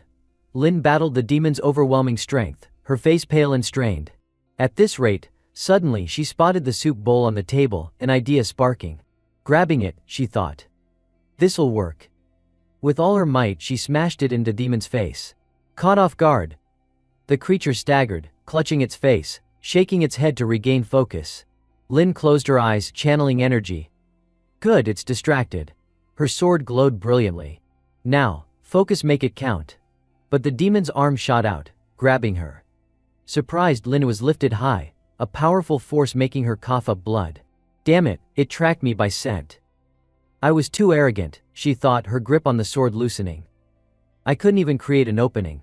The blade slipped, clattering to the ground. "I don't have the face to meet my master in the afterlife." The demon opened its maw, revealing sharp, dripping fangs. "Lady Lin!" Julian shouted. She turned, eyes wide in shock. "Julian, you're..." His red eyes blazed, surrounded by the system's green glow. "You did well," he praised. The demon, sensing movement, looked around. A surge of electricity wrapped around its massive body. Julian smirked triumphantly, his eyes flashing green. In a flash, he drove his sword through the demon. Its grip on Lin loosened, then released entirely. She gritted her teeth, landing a fierce kick to its face. The force drove the demon deeper onto Julian's blade. He smiled faintly, finally felling the beast. Its body collapsed, blood pooling from the wound. Lin, breathless and stunned, said, "I can't believe you pierced it without even using the Moonlight Sword." "How?" Julian, demon blood on his lips, grinned smugly. "Well, let's say it wasn't even worth my Moonlight Sword," he said with disdain, though inside he panicked. That expression was normal, right? Mission complete. They stepped off the carriage. "We've reached the palace," Julian said. They walked a tree-lined path in the royal grounds. "Somehow we finished this safely," he thought. Rubbing his sore shoulder, he sighed. Lady Lin didn't get suspicious relieving. She stopped, making Julian pause. "The mission reward is all yours," she said, head bowed, teeth clenched. "I didn't contribute anything." Julian assessed her quietly. "For someone as proud as Lady Lin, owing me is rare." He turned, saying, "Don't say that, Lady Lin." Smiling cheerfully, he added, "True, you were outmatched against that demon." Lin frowned, annoyed. For Julian, kind words alone weren't enough. She looked away, stating firmly, "I don't like you." Julian stayed relaxed. "You're pretty tense right now, huh?" The swordswoman clasped her hands, standing tall and facing Julian with resolve. "My master always told me that the greater the power, the greater the responsibility." She recalled his swift, decisive defeat of the demon and judged, "Your victory over that demon was impressive." But Lin hesitated, then continued, "Seeing you wield your power recklessly, even against the innocent," her face turned serious. "Now I understand why my master expelled you. You lack restraint." Julian gave a sly, knowing smile. He touched his chin, replying with a hint of arrogance, "Restraint, huh? That's a weapon for cowards." Lin's fist clenched in anger as she shouted, "Are you calling my master a coward?" Julian stepped closer, an invisible pressure making her wary. "Lin, I'm no noble highborn. I'm not some pure aristocrat bound by restraint." He turned away, leaving a cryptic warning. "You need to realize people like that exist in this world." Lin, still puzzled, muttered, "What does that mean?" Julian waved, grinning triumphantly as he walked off. Say what you will, you did great. Thanks for giving up your share of the mission reward? Haha.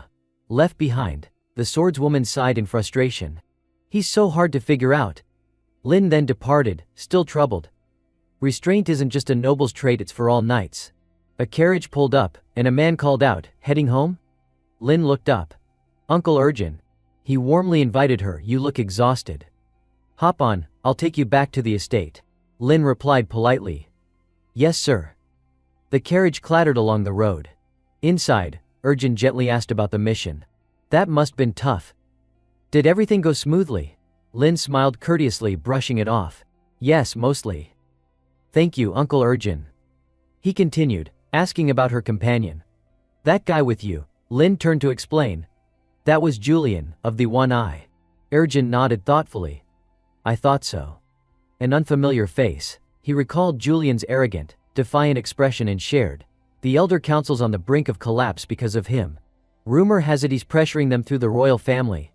Lin, sitting quietly, nodded. I see. Urjin crossed his arms, assessing the man. Chech, pressuring the council nobles shouldn't act like that. His next words sparked a realization in Lin. Right, a branch family. The swordswoman recalled Julian's earlier words, piecing it together. So that's what he meant. Lin's eyes swirled with confusion as Urjin's warning echoed in her ears. Stay away from him, Lin. That horse is dangerous. Say what you will, you've earned your place as Hayden's disciple. Maybe he's not as talented as we thought. Lin spoke slowly. That's, she paused, then continued, not true, uncle. The swordswoman turned to Urjin, her gaze steady and resolute. Whatever he is, he's truly skilled. I have my doubts, but, her fist clenched tightly. Though reluctant, she finally admitted to herself, he's strong. The sky had darkened, leaving the grand estate glowing magnificently beneath it. A mysterious figure sat at a table, speaking. Julian, what exactly? Ordwin's face darkened, his deadly gaze fixed ahead as he demanded. What did you do, Julian? Julian forced an awkward laugh, asking, what do you mean, what did I do? Inside, panic surged. What? No way, images flashed through his mind, someone demanding compensation from the tavern, slum residents complaining out of fear. Sweat beaded on his forehead as he peeked through narrowed eyes, thinking, I got too carried away and caused a mess. So many reasons to get me in trouble. Ordwin's brows furrowed, her gaze darkening. She sighed, holding up two papers, and said, a criminal named Baden, tracked by the one eye, turned himself in. Her eyes flashed with sparks as she glared at Julian. When asked why, he trembled and named you. The mission was just to confirm demon sightings. Julian sighed in relief internally. Whew, it's just Baden. He spread his hands, feigning innocence. Guess he realized his guilt too late. I don't know why he mentioned me. Ordwin, uninterested, handed him a paper, brushing it off. Sure, probably another of your stunts. Whatever. Check the mission payout and report back. Julian eagerly took it, thinking, mission payout. I'll get money, right? Broke as I am, how much is it? He recalled a servant handing him a note earlier, saying, Sir Julian, the jeweler contacted us. He'd replied, really? But when he looked at the note, he froze. We don't have enough nars for a batch of moonstones. He mocked himself inwardly. Of course, Julian doesn't know the meaning of saving. Stunned by the paper's contents, he wondered, can I cover the deficit? Let's see, huh?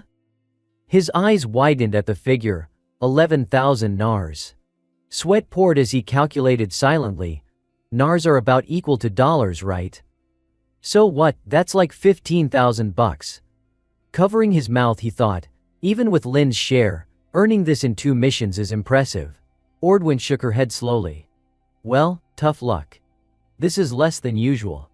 Injuries kept me out too long. Julian froze, stunned. What? This is considered low. Even for a game character, his sense of money is insane, Commander Ordwin. His gaze caught a line, wait, maintenance and registration fees deducted.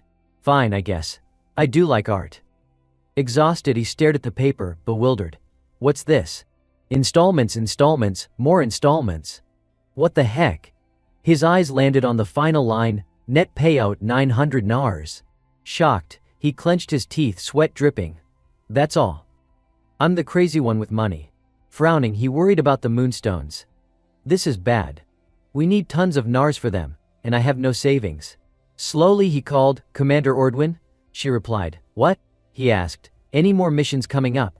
Surprised by his initiative, she raised a brow. "First time you've been proactive. Short on cash." Ordwin sighed regretfully. "Sorry, none right now. I'll let you know." "That's why I told you not to buy luxuries beyond your means and you ignored me, didn't you?" Julian looked away, reluctant, thinking, "If I'd bought them myself, I wouldn't be this annoyed." He mumbled, "Yes." Ordwin propped her chin on her hand, smiling. "Sell those luxuries to an art gallery, and you could buy a castle." Julian felt a sudden spark of realization. Without a word he spun around and left, thinking perfect. Ordwin, caught off guard, blurted, "Huh?" Julian tilted his head, flashing a mischievous grin, and declared, "I just need to sell everything." He walked away, leaving her in stunned silence. Ordwin's face twisted in confusion and bewilderment. "He's really lost it," she muttered. Two figures in brown cloaks passed through an intricately decorated door. A mysterious voice spoke. "That monster defeated a demon without even using the moonlight sword. He's as dangerous as a wild horse." The speaker was Ergene, a noble elder of the council. The other, Aiden, also a noble elder, gave a sly smile. "I see." A man bowed respectfully. "Lord Aiden, I'm here to escort you." Aiden waved him off. "No, I still have matters to discuss with my subordinate." The door slowly closed. A shadowy figure at a table spoke. "So, the Elder Council doesn't favor Julian." Leaning back in the dark, he grinned mysteriously. "Julian defeated a demon on a recent mission without the moonlight sword?" The other man replied respectfully, "Yes, sir." The confirmation unsettled him. "He's truly a monster." The subordinate calmly asked, "Shall I carry out your previous order, sir?" The man pointed forward, his gaze predatory. "Do it. I'll recruit that monster and make him part of my strength." Meanwhile, at the Eid Cosmos Art Gallery, Julian wandered, eyeing the displays. "I thought I'd strike while the iron's hot and come here, but I'm not sure if this will sell," he thought. An appraiser, face pale, hurried to greet him. Welcome, Sir Julian." Julian smiled warmly, extending a hand. "Thanks for appraising this item." The appraiser Perso followed cautiously. "No trouble at all. It's an honor to serve the renowned One-Eye Julian." He spotted something covered by a cloth. "Is this the piece to appraise?" Perso nodded, pulling back the fabric. "Yes." A stunning painting was revealed. Perso's eyes lit up, and he marveled, examining it through a monocle. Based on this unique technique, it seems like a work by Corusius Vincent. Julian leaned in, curious. Or at least his style. Perso concluded, "This is a fake." Julian's eyes widened, speechless. He ruffled his hair, cursing inwardly. "Julian, have you no eye for art?" He recalled seeing the painting. "Should I have bought something else? It hung at the villa's entrance, so I thought it was a masterpiece." Clearing his throat, he thought, "Parroting a fake like this. Your reputation's sunk, Julian. Just accept it." Perso's face darkened as he spoke. "I've never seen a fake crafted so finely." Turning, he said eagerly, "I want to buy it." Julian smiled, puzzled. "Even though it's a fake?" Perso grinned brightly. "It's in great condition." "Can I buy it for 1,000 nars? Julian rubbed the back of his neck, deep in thought. "He's probably just pitying me. Still, 1,000 nars won't cover all the moonstones." Perso gestured to the displayed paintings and said, "I'll go prepare the contract. Feel free to browse the other works while you wait." Julian replied, "All right." Suddenly, another voice caught his attention. "Is selling it at that price really okay?" Eileen appeared, her beauty radiant, and spoke softly. "That painting is definitely the original, right?" "That painting is definitely an original, isn't it?" Professor Eileen's tone brimmed with confidence, catching our main character off guard enough to ask again, "Miss Eileen, why are you here?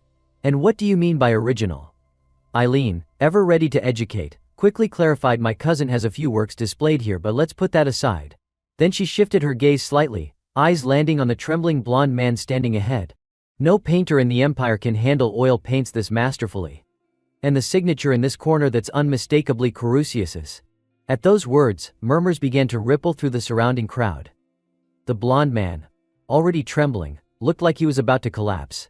"I can't believe it, I missed the signature." Before he could finish his sentence, a cold voice cut through the tension. Julian's. Even a fool could now tell he had been swindled by the shady merchant beside him. Julian turned, his eyes sharp as blades as he glared straight at the man. So you lied to me, didn't you, Parso? Parso buckled under the pressure of Julian's murderous stare, stumbling backward, body shaking uncontrollably. I'm so sorry. But it seemed the Grim Reaper wasn't ready to claim Parso just yet. At that critical moment, Eileen's hand shot out and grabbed Julian's wrist to stop him. Julian, stop. Appraisals can be wrong and people make mistakes. Her words snapped Julian back to his senses. He silently chastised himself. Chech, I lost control. If I hadn't hesitated, I probably would have drawn my sword already. With this many witnesses, I can't afford to let things spiral out of control. Julian then raised his voice. All right. If I blow this out of proportion, I'll end up looking like the villain here. Eileen immediately snapped back. Worse than the villain, actually. Julian turned his gaze back to Parso, his face twisted in a chilling expression. So, if it's the real thing, that means the price changes, doesn't it? The moment Parso heard Julian's voice, his whole body started trembling violently. He stammered, unable to form a complete sentence. Then he dropped to his knees, bowing over and over in desperation. I'm truly sorry. Please forgive me. Still shaking, Parso tried to explain through his terror. If this is truly an original, then my gallery couldn't possibly afford it. Even if I sold everything the gallery owns, it still wouldn't be enough. Before the last word left his mouth, Julian burst into a mocking laugh. He grabbed Parso's shoulders and pushed him down even further. Then, with a biting tone, Julian said, in life, incompetence can drag you down hard. Still, I'm stuck here. What am I supposed to do with this painting now? With tears welling in his eyes, Parso finally caved. I'll help you, he said in a choked voice. Julian raised an eyebrow, skeptical. You'll help me? Eileen exhaled sharply and responded simply. Yes, she continued. I know someone who would buy any painting by Carusius without question. Just one person. That piqued Julian's curiosity. He rested his chin on his hand, deep in thought. But before he could follow that line of thinking too far, Eileen interrupted. But she said, raising two fingers. 2 conditions. She explained the first, you don't punish the appraiser. Julian responded without hesitation, fine. Then he smirked to himself. Wasn't planning to, anyway. Eileen moved on to the second condition. And there's something I need your help with. Something only you can do. Julian agreed without missing a beat.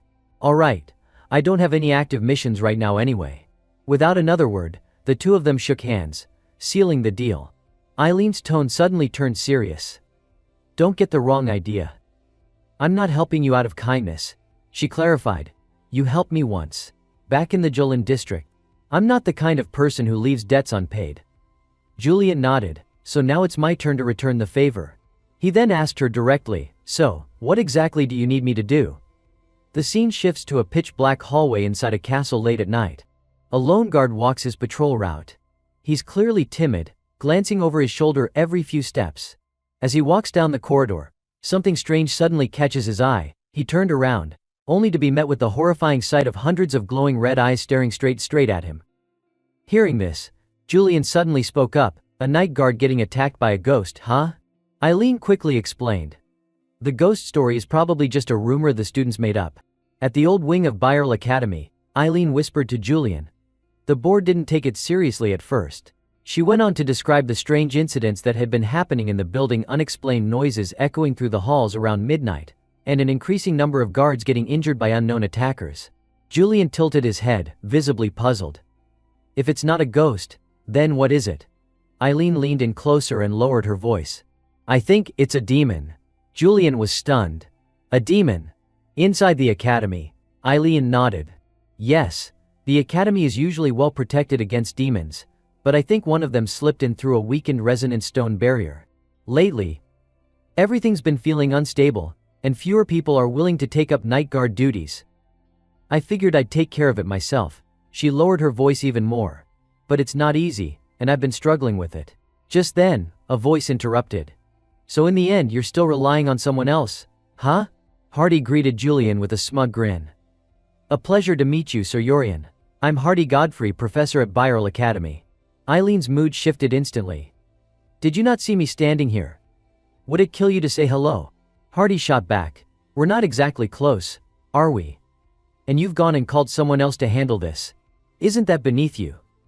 Eileen responded sternly, we're doing this to keep the students safe. Sir Yorian is highly skilled in demon extermination. Hardy scoffed. If you want to shed that branch family label so badly, maybe try harder. Eileen fired back. You're the one who needs to try harder, Professor Hardy. You nearly failed your last thesis, remember? Instead of wasting time here, shouldn't you be working on another paper? Infuriated, Hardy snapped, What did you say, you damn branch family mongrel? You really don't know your place. Eileen immediately caught the insult in his words and glared. What did you just say? Before she could say more, Julian stepped forward and silently drew his sword. Eileen was startled. Julian drew his sword. Is he angry because he insulted the branch family, or because of me? Wait, without a word, Julian raised his sword high, preparing to strike. Eileen instinctively shut her eyes tight in fear. Hardy, too, was frozen in panic until a chunk of brick dropped and smacked him on the head. Suddenly, chunks of the wall above them began to fall apart, as if it were about to collapse entirely. From the crumbling wall, a swarm of demons began crawling out. Hardy screamed in terror. Demons. They were hiding in the wall. Julian didn't flinch. He kept his sword ready, watching the demons emerge with a cold, calculated expression. He quickly sliced down several of the lesser demons in a single motion. But then, Hardy screamed again.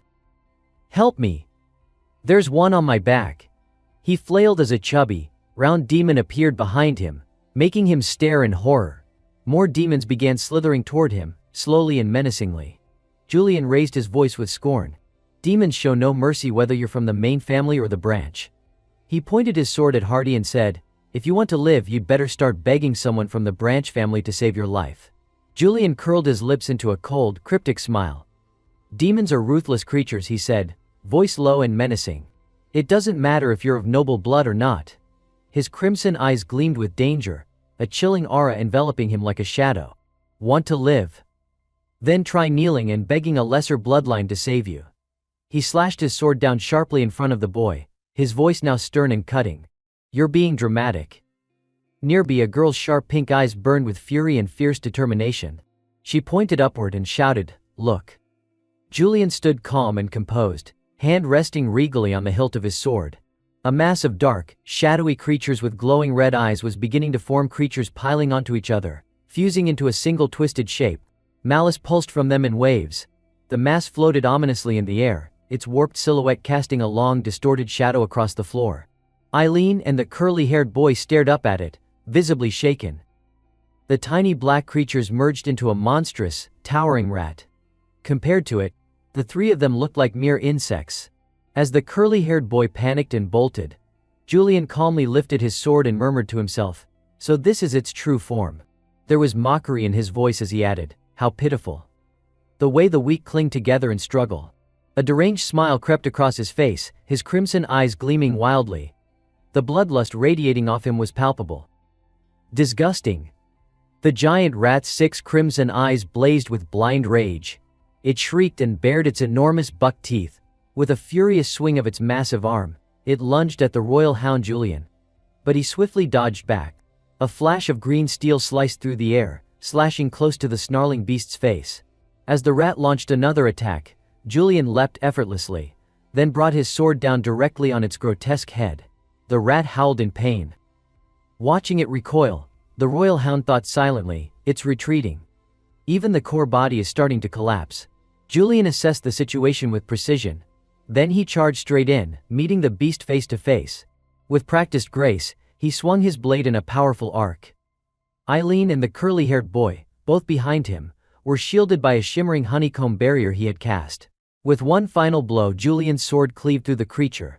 The monstrous rat disintegrated into a cascade of dark fragments, falling to the ground like black snow.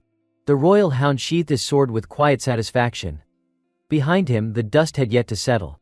Julian raised his hand and cast a spell, his glowing blue sword unleashing a powerful strike at the enemy ahead. At the same time, he dispelled the protective barrier surrounding the professor and the curly-haired boy. As soon as Eileen stepped outside, she questioned him sharply, How did you know there were demons here? The royal hound played it cryptic. That's a secret. In truth, Julian had his own suspicions. He had sensed a strange impurity while reading Lord Hardy's records. But he couldn't say that out loud. No one here would understand something like a game system. Eileen let the subject drop. Fine. That can wait. But even you used to look down on the main bloodline. And now you're stepping in to protect them. Julian furrowed his brow. Look down on them. The professor chuckled and reminded him. What, you forgot already? You called me a half-blooded freak from Toshinang. Eileen fell silent, lost in thought. You said that to me, someone who blindly chased power. And now you're suddenly defending the lesser branch. Odd, isn't it? You're no different from Urian back when he was at the academy. She cast a spell on a few stones while throwing him a look of mild annoyance. Still that same half-baked sense of righteousness. Then, in a more serious tone she added, no one dare say it to your face, but your high-handed attitude toward the lesser clans. Toward me. That's been an everyday thing. Julian didn't react much to the criticism. Main branch or offshoot, everyone bleeds the same. He rubbed his chin, his tone softening. I was wrong to say those things back then. Eileen blushed in surprise, lowering her head. Wait, did he just apologize, Urian? That didn't quite sound like an apology though. Flustered, she muttered, still thank you. Julian looked puzzled. For what? With cheeks still red, she said shyly, for helping me deal with what just happened. He glanced at the wall she had just finished repairing. It's nothing. Wiping the sweat off her forehead, Eileen exhaled in relief. All done. The royal hound gave a rare compliment. Nice work. She smiled and shifted the topic. Now that you've taken care of the demon, let me introduce you to the buyer of the painting. Later Julian gifted the artwork to Alam. The older man held the painting carefully, examining it with deep reverence, while Julian sat calmly across from him. Alam studied it with quiet awe. To see this before I die, I can die in peace. Julian took a sip of tea and asked casually, so, what do you think?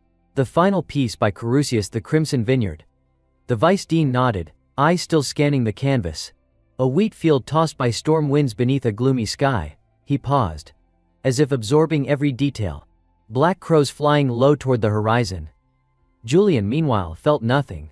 Must be nice to be an art lover. To me they all look the same. Alam continued, voice low and poetic. And behind the field, endless roads that never seem to end. The vice dean closed his eyes and continued in a quiet, reflective voice. Of course I don't know where those roads ultimately led. Julian nodded thoughtfully. That's a profound interpretation. Then Alam observed something deeper. This painting carries a deep loneliness. It conveys the artist's sorrow, a message meant for his younger brother. He seemed to merge with the piece as he spoke, as if transported into the world of the canvas. That younger brother, Alam explained, had provided significant financial support to the artist. The painting had been sent to him along with a letter that began with a simple yet heartfelt line. Emotion surged in the vice dean's voice. I poured all my sorrow and soul into this painting. Julian sat in silence, watching closely. Slowly, everything began to connect. When Alam finished speaking, the royal hound lifted his teacup, took a sip, and responded calmly, exactly. Suddenly, a radiant orange glow engulfed Alam's entire body. His piercing gaze locked onto Julian. Julian stared back into his eyes and thought, that color, suspicion. A flicker of unease stirred in his heart. Is he doubting me? A system prompt appeared in his vision. Color of suspicion detected, target is experiencing doubt. Julian tried to keep his composure. What's wrong? Is there something off about the painting? A fleeting image of Eileen crossed his mind. No, judging from Lady Eileen and the vice dean's reactions, it's not that. Alam cracked a sly, almost sinister smile. But at the same time there was certainty in his expression. It's definitely authentic. Julian closed his eyes for a moment, his face visibly tense. Then what exactly is he suspicious of? Anxiously restless, the royal hound found himself unable to sit still. His eyes remained locked on Alam, who was still examining the painting with unnerving intensity. Olam Corney suddenly spoke up. Lord Urian. Julian was startled but quickly responded, yes? The man scowled, his tone laced with frustration. Do you truly understand this painting? Be honest. I have a feeling you only came to me because you needed money. Chorney's expression was dead serious. I could have just paid a fair price and bought it outright. But I wanted to make this deal with someone who truly understands its value. Hearing that, Julian let out a quiet sigh of relief. So that's what this is about. Then an idea came to him. In that case, even if we do make a deal, I doubt I'll get a high price for it. This painting is described as the artist's final work, isn't it? If that's true, Julian tried to stay calm, lifting his teacup with steady hands. Carusius passed away not long after completing this piece. Olam Torney sighed deeply, clearly taking in Julian's words. Which means it holds even greater value, doesn't it? Then suddenly, Chorny burst into laughter. He nodded in agreement. You're right. Carusius died at the very location depicted in this painting. It seems you have a true appreciation for art. I clearly misjudged you, Lord Urian. With that, their negotiation began in good spirits. You flatter me, Julian said with a polite smile. Shall we begin discussing the price? Yes, let's. The weight in Julian's chest finally lifted. He's agreed to the deal. Corny went straight to the point. What do you think of this offer? He asked, naming a price. Julian didn't respond right away. 40,000 nar, should I try to negotiate a bit more? He stroked his chin thoughtfully. This piece marked the beginning of the golden era after the artist's death. His words made Chorny pause, lost in thought. I see you truly grasp its value. The royal hound smiled generously. Very well, I'll add another 100,000 nar. The sheer amount left Julian slightly stunned. 500,000 nar. That's far more than I imagined. Doubt suddenly crept into his mind. Wait, 500,000 nar. Not 100,000? He quickly did the math in his head. If nar is equivalent to dollars, that's around 500 million won. This painting is worth that much. Julian's silence made Ulam Corny raise an eyebrow.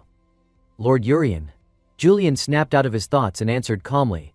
Now you see its true worth. Excellent. Let's proceed with the transaction. Inwardly, Julian recalled something someone once told him, that the gallery wouldn't be able to afford it even if they sold everything they owned. Now I understand why. At this price, how many people in the world could actually buy it? Meanwhile, back at Bayer Academy, the golden rays of sunset bathed the campus in a gentle, dreamlike light. There was a sudden knock on the door. Eileen, the professor of law, spoke up. Vice Principal Alalam, you called for me. Ulam Chorny, who had been deeply engrossed in admiring the newly acquired painting, looked up. Miss Aileen. Please have a seat. His tone turned serious as he continued. While we're at it, let's talk about the incident at the old building. Eileen nodded and reported, yes, the matter has been resolved. While conjuring a spell to pour tea, Ulam Corny added, I was quite worried. It's good to hear everything's settled now. After placing the teacup down, he asked with genuine concern, did you encounter any difficulties? Eileen chose to conceal the truth in the end. Nothing too troubling. Ulam Corny's voice deepened. I see, forgive me for leaving such a messy issue to you. He then shared a confidential thought. What I'm about to say must stay between us, Professor Aileen. There's a strong possibility that the incident was orchestrated by the Dawn Society. Eileen's eyes filled with suspicion. The Dawn Society. Why would they target the Academy? I don't know their motives, Ulam admitted. But there's a lot of circumstantial evidence. It seems they took advantage of the weakened resonance stones to carry out their plan. As he spoke, Eileen remained silent, her mind racing. We've decided to keep this quiet, he added, to prevent panic among the students. Her grip on the teacup tightened unconsciously.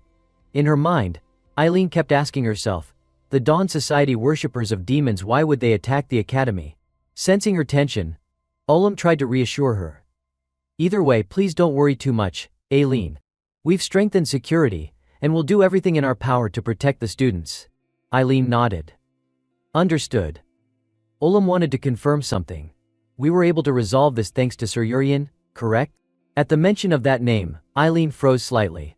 Sir Urian, as her gaze fell on the painting, she remembered. Come to think of it, have you met him? Ulam Chorny's voice was full of gratitude. Yes, thanks to him, I managed to acquire this incredibly valuable painting. Eileen responded with a slightly awkward smile. I wanted to thank him for vanquishing the demon, but it seems he already left. Ulam confirmed. Yes, he took off right after receiving the payment. Then he added, I think he went to buy a bunch of gemstones. Moonstones, perhaps? At that moment, Eileen couldn't help but spit out the tea she had just sipped. She stood there in shock, needing to confirm it again. Moonstones? Then, without a moment to spare, Eileen abruptly turned to leave. I have something urgent to attend to. Ulam Corny looked up at her quickly retreating figure and sighed. Everyone's always in such a rush these days.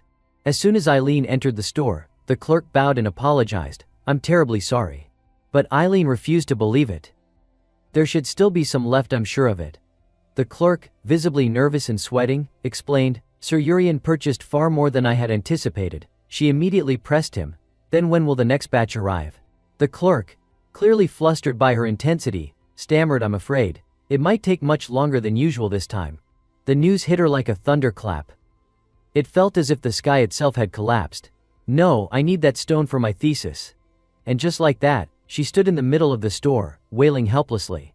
Urian, meanwhile, on Julian's end, he had just arrived at a forge. So, in essence, the blacksmith eyed the gemstones in Julian's hands and asked for confirmation. You want me to forge a sword using this precious stone? Julian didn't hesitate.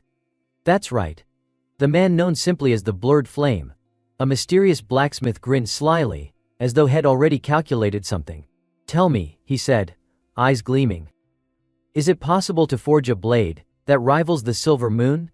The blacksmith suddenly snapped, shouting, That's not a sword, that's a work of art. Standing tall with his arms crossed and a deadly serious expression, he declared, My pride won't allow me to forge something like that.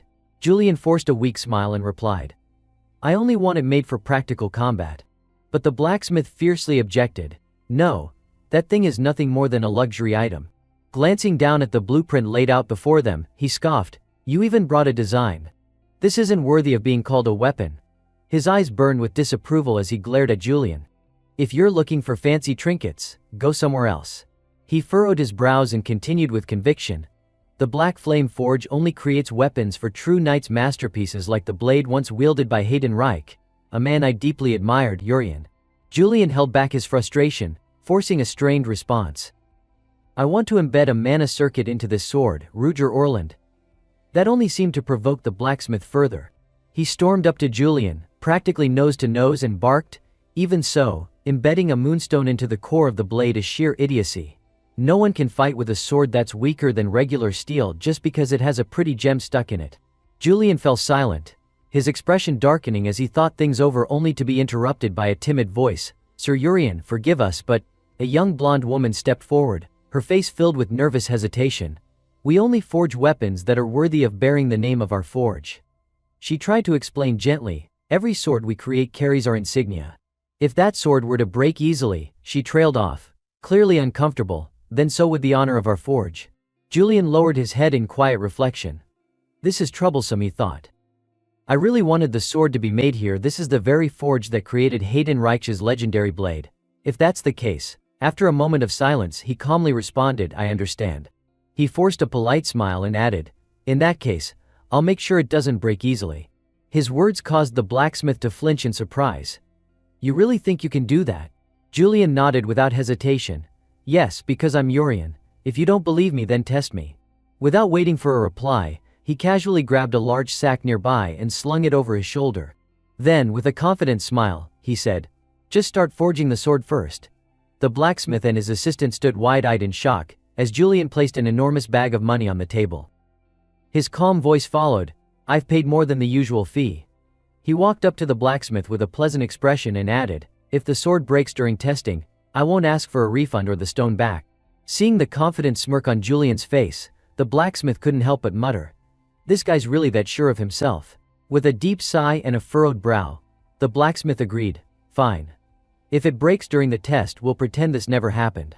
A few days later, after countless hours of forging, the blacksmith finally held up the finished sword and exclaimed in delight, It's done. He recalled the intense work that went into it, admitting that even the finest smiths had failed many times before they could succeed. Handing the sword over to Julian, he asked in a low voice, Lord Urian, are you truly going to use this as a real weapon? Just then, a system notification flashed before Julian's eyes. Perfect swordsmanship activated. Holding the sword in his hand, he grinned with confidence and declared, Of course. Now then, shall we begin? Outside, the skies were clear and the sun shone bright. Julian stepped out with the sword in hand, glancing at the crowd with a hint of pride. Quite the audience, huh? The blonde assistant nearby hesitated before speaking. Well, everyone's curious to see it. If you're uncomfortable, I can ask them to leave. He shook his head with a smile, No need. The blacksmith returned, slamming something onto the table.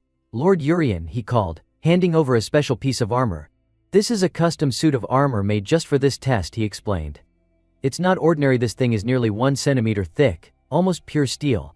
If we're testing, we do it properly. Try slicing through this. Julian took it with a smirk. You sure went all out. Then, with a determined tone, he unsheathed his sword and added, "Of course. Wouldn't be fun if the target was too easy." The blacksmith watched nervously from the side, muttering, "So that's the sword from the rumors, huh?" Whispers rippled through the crowd. Even with Moonlight Blade activated, there is no way it can cut through that kind of armor. Julian tightened his grip on the sword, thinking to himself that it felt entirely different, like the weapon had found its own path. A blinding light burst from the blade, so bright that Julian instinctively shut his eyes. Then, with a single swing, the blade sliced through the thick armor like it was paper. The blacksmith gasped in disbelief. No way. Julian stood tall, the sword still in hand, a look of triumph clearly visible on his face. The blonde girl stared in utter shock, her eyes wide. How is that even possible? Julian stood tall and proud, his sword glowing in hand. He channeled a surge of mana into the blade, causing it to spin and hum with unrelenting power. With a smirk on his face, he held it firmly and let out a satisfied laugh, thinking to himself, "So this is what the true Moonlight Blade feels like." The blonde girl suddenly dropped to her knees, overcome with emotion. Her voice trembled with sorrow as she whispered, "He didn't even need to go all out." She picked up a few shattered pieces of the once mighty armor from the ground and muttered mournfully, "This armor, forged by our own smithy, reduced to fragments." Meanwhile, Julian remained unfazed and full of swagger. He turned to the blacksmith, his tone almost playful. "So then, what do you want to throw at me next?" In another scene, a silver-haired swordsman stood amidst a mysterious, shimmering space, facing a blinding blue glow radiating from the blade. The system chimed in, displaying the current status of the equipment. Trade update: incomplete. Moonlight Blade has evolved into Moonlight Blade. Julian grinned in triumph. A new ability had been unlocked. Gazing at the sword, he marveled, "I poured so much spirit energy into it, and yet, not even a scratch." The blade glowed with a radiant blue light, surrounded by a fierce and commanding magical aura. Deep down, Julian felt proud. After all the struggle, this was it, the perfected Moonlight Blade. He had finally succeeded. The blacksmith's perception began to shift. After reflecting on everything he had seen, he admitted to himself, "Looks like I underestimated him." The sword shimmered, releasing a powerful surge of magical energy. A royal hound, observing from afar, came to a realization: sometimes, actions speak louder than words. The dark-skinned warrior, placing his full trust in Julian, warned him, "But remember this: if that sword breaks, so does my reputation. Swing it with that in mind." Julian nodded firmly in response. "Understood. I'll wield it with honor." Then, the sound of footsteps suddenly stopped near some broken shards. Reich stared down, stunned. This was the custom-forged armor from the Black Flame Forge. And it was sliced through cleanly. He needed confirmation. Was this Urian's doing? There was no more doubt in his mind. So, the kid really did come by here. Lin, still skeptical, asked, "Urian, he was here?" The seasoned hero knelt to examine the shattered armor pieces, trying to sense any lingering spirit energy. "Strange, I can't feel Urian's energy here." Still, Reich acknowledged Julian's potential. He's impressive, a swordsman whose spirit energy is entirely focused on his blade work. The sword saint herself wished she had witnessed the moment firsthand. It would have been amazing to see him slice through that armor. But then, the female swordsman beside her suddenly looked uneasy. What's wrong? A chilling possibility crossed her mind. Could it be Master? Reich turned to Lin and asked, "Aren't you worried about Urian?" The blonde girl hesitated, clearly unsure how to respond. "Well, I mean," Julian's master suddenly remembered something. "Ah, right. You two were just on a mission together, weren't you? What was he like?" Reluctantly, Lin admitted, "He's really strong." But she didn't quite understand what Reich was getting at. He pressed further, "More importantly, did you notice anything strange about him?" Lin looked at him, puzzled. "Strange? What do you mean by that?" Reich struggled to explain, his expression turning serious. "I mean, does he seem like someone from the Dawn sect to you?" Julian, standing off to the side, gave a bright smile just as Lin's confusion deepened. "Wait, what? Urian's with the Dawn sect?" Suddenly Julian's figure appeared clearly. He let out a weary sigh. Wearing a black military uniform with gold trim, he rubbed his wrist. Behind him, the faint silhouette of a dark-haired man flickered into view. In truth, Julian wasn't happy at all. "I'm becoming more and more like Urian," only one thought echoed in Julian's mind, "but I must not forget the reason I came here. I have to return to my world." He sighed again, frustrated. "I can't keep living as Urian." Julian had made up his mind from the very beginning. He came here to find a way back to his own world. As a royal hound, he understood his mission clearly. This world must come to an end. In other words, the story needed to reach its conclusion. Hayden must stop the resurrection of the Demon King. Still, Julian felt disoriented in this unfamiliar world. I can't live forever under the name Urian. I have to stop that from happening. But then he paused. Wait, where are we in the story right now? It seemed like this was the point where the Dawn sect was about to emerge. According to the plot, Julian remembered, a heretical cult would do everything it could to resurrect Demon King Barbados, the eternal enemy of Hayden Reich and Lynn Ronbel. Julian's attention shifted sharply toward the Sword Saint's disciple, especially Lynn Ronbel. There was a crucial reason for his concern. Her father had been killed by the Dawn sect. Julian tread carefully, analyzing every move and thought. I want to align myself with Hayden Reich's faction, but that's easier said than done. It was bound to be a difficult task without a doubt. He wasn't sure whether he should take a reckless gamble, something Urian would definitely do. Should I infiltrate the Dawn sect to gather intel?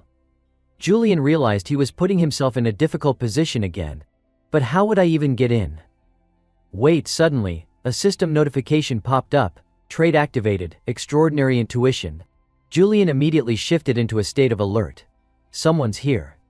As a royal hound, he instinctively scanned his surroundings, but sensed nothing unusual. Was it just my imagination? No, his trait had clearly activated for a reason. Instead of fear, a wide smile spread across Julian's face. I don't know who you are, he thought, but I've already sensed your mana. Come on out. Then came the sound of footsteps. A woman stepped out from the shadows. Julian, ever the optimist, remained calm and collected. The mysterious woman showed no sign of surprise at being discovered. We've met before, she said. Two figures, a man and a woman cloaked in black, stood in silence, eyes fixed on Julian. His mind spun in confusion. I remember now, she's the witch who wields dark magic at an astonishing level, Eleanor de Michael, a bishop of the Dawn sect. He glanced at the man beside her.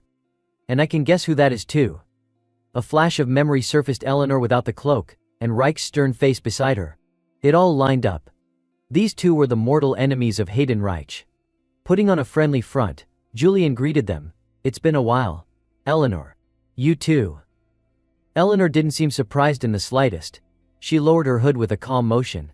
Even dressed like this, you still recognize me? She offered a graceful bow. As expected of Lord Urian. Julian returned the nod with a warm smile. I figured I could guess the reason you two are here. Hearing that, Eleanor clapped her hands cheerfully. If you already know our intentions, then things can proceed a lot faster, can't they? I'd be very grateful if you could give us an answer now. The smile on Julian's face almost slipped. Internally, he was panicking. Truth is, I have no clue. I was just bluffing. Normally, Urian would say something now, trying to stall. He replied vaguely, well, I'd like a little more time to think things over. Eleanor's expression hardened. That won't do, Lord Urian. To Julian's shock, she raised her hand toward him. You're the one who approached the Dawn sect first with a proposal, weren't you? Calmly, she delivered a devastating blow. You were the one who said you wanted to join the Dawn sect. Julian coughed awkwardly, grumbling inside. So Urian went that far already? Damn it, cleaning up his messes is becoming a full-time job. He mentally reviewed everything he knew about Urian. That sword, no matter the path, it was always pointed at Urian's throat. In every route, Urian was defeated by Hayden. Bitterness twisted his face. He wasn't satisfied with that fate. He craved more power. Eventually, he turned to the Dawn sect. Julian lifted his head. Blood-red eyes gleamed with a twisted smile, an echo of the man he was impersonating. Back in the present, he fought back a headache. How the hell do I handle these two now? But he knew this wasn't the moment to escalate. With a calm breath, he replied. There's no time limit to joining, is there? Surrounded by silent architecture and not a soul in sight, Eleanor spoke up. That may be true, but you should understand we could interpret this differently. Her pink eyes widened as she offered a chilling theory. What if this is nothing but a trap to lure us out and have us arrested? What if your desire to join us was just a ruse? She pointed a finger straight at Julian, a pleasant smile on her face as she exposed him. Because you're the royal hound Urian of the Hidden Eye. Julian's brows furrowed slightly, a flicker of panic crossing his face. Damn it, they're doubting me, he thought. But I'm not here to investigate the Dawn sect, I truly want to join. He closed his eyes for a moment, and an image of Reich appeared in his mind. If the Empire ever finds out, I'm finished. And the consequences would be catastrophic. He could almost feel Reich's stern gaze piercing through him. If Hayden discovers I joined the Dawn sect, that thought alone made Julian imagine the worst-case scenario, Reich slicing him in half with one swing of his sword. Whether it ended with Reich killing him or the other way around, either outcome would be a disaster.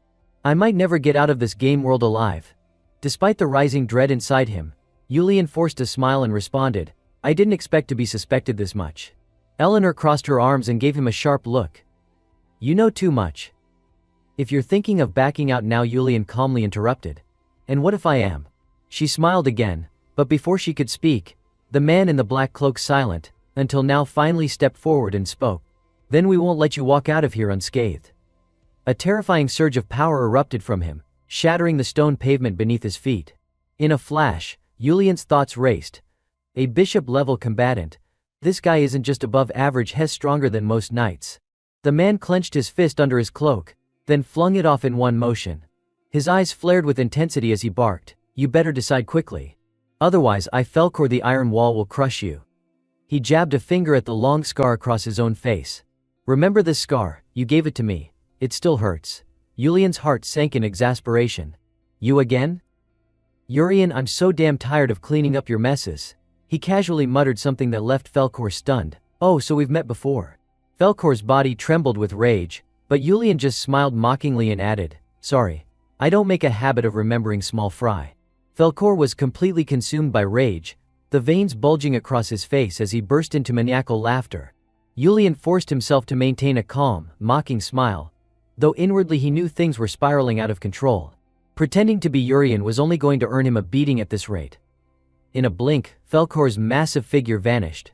Julian barely managed to snap his head around when the man reappeared directly behind him, eyes blazing, fist raised.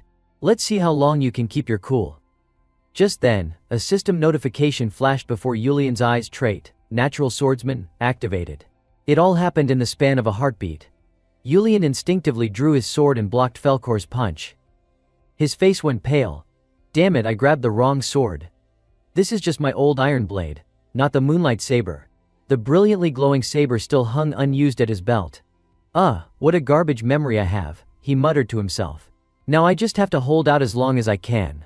Felkor's punch, caught by Julian's blade, exploded with force. Julian tried to counterattack immediately, but Felkor dodged, shifting to the side with a low scoff. The iron sword in Julian's hand began to crack like a spider web under pressure. It wouldn't last much longer. He kicked off and retreated some distance, urgently considering his options. This is too dangerous. I need to get out and regroup. But Felkor had likely already sensed his intent. With a wicked grin, the man lunged forward once again, appearing right in front of Julian before he could react. His hand cocked back in a powerful striking posture. The punch landed squarely, sending Julian flying. He was slammed against the stone wall behind him, bits of rubble scattering as pain racked his body and forced a cry from his lips. Slumped against the cracked wall, head drooping, Julian was in rough shape. Felkor cackled with glee. So, how does it feel to be beaten down by the guy you humiliated, huh, Urian? All that remained of Julian's sword was its hilt. With a heavy sigh of frustration, Julian's body began to ignite with a fiery red aura. Why the hell do I have to suffer for something I didn't even do? The flames rose, burning around his body as he slowly stood back up. I'm so damn tired of paying for other people's mistakes. His resilience shocked both Felkor and Eleanor. Felkor's eyes widened in disbelief. What? You can still move? Eleanor, sensing something off, quickly warned, wait Felkor, something's wrong. A new system message appeared. Your emotions are reaching their peak. Shadow cloaked half of Julian's face as he pushed himself upright, exhaling slowly. Then he looked up. His eyes glowed with a terrifying red light, cracks spreading around them like fractured glass. With a low, chilling voice, Julian muttered, what a damn nuisance. System notification, unique trait, Eye Shift awakening has been triggered.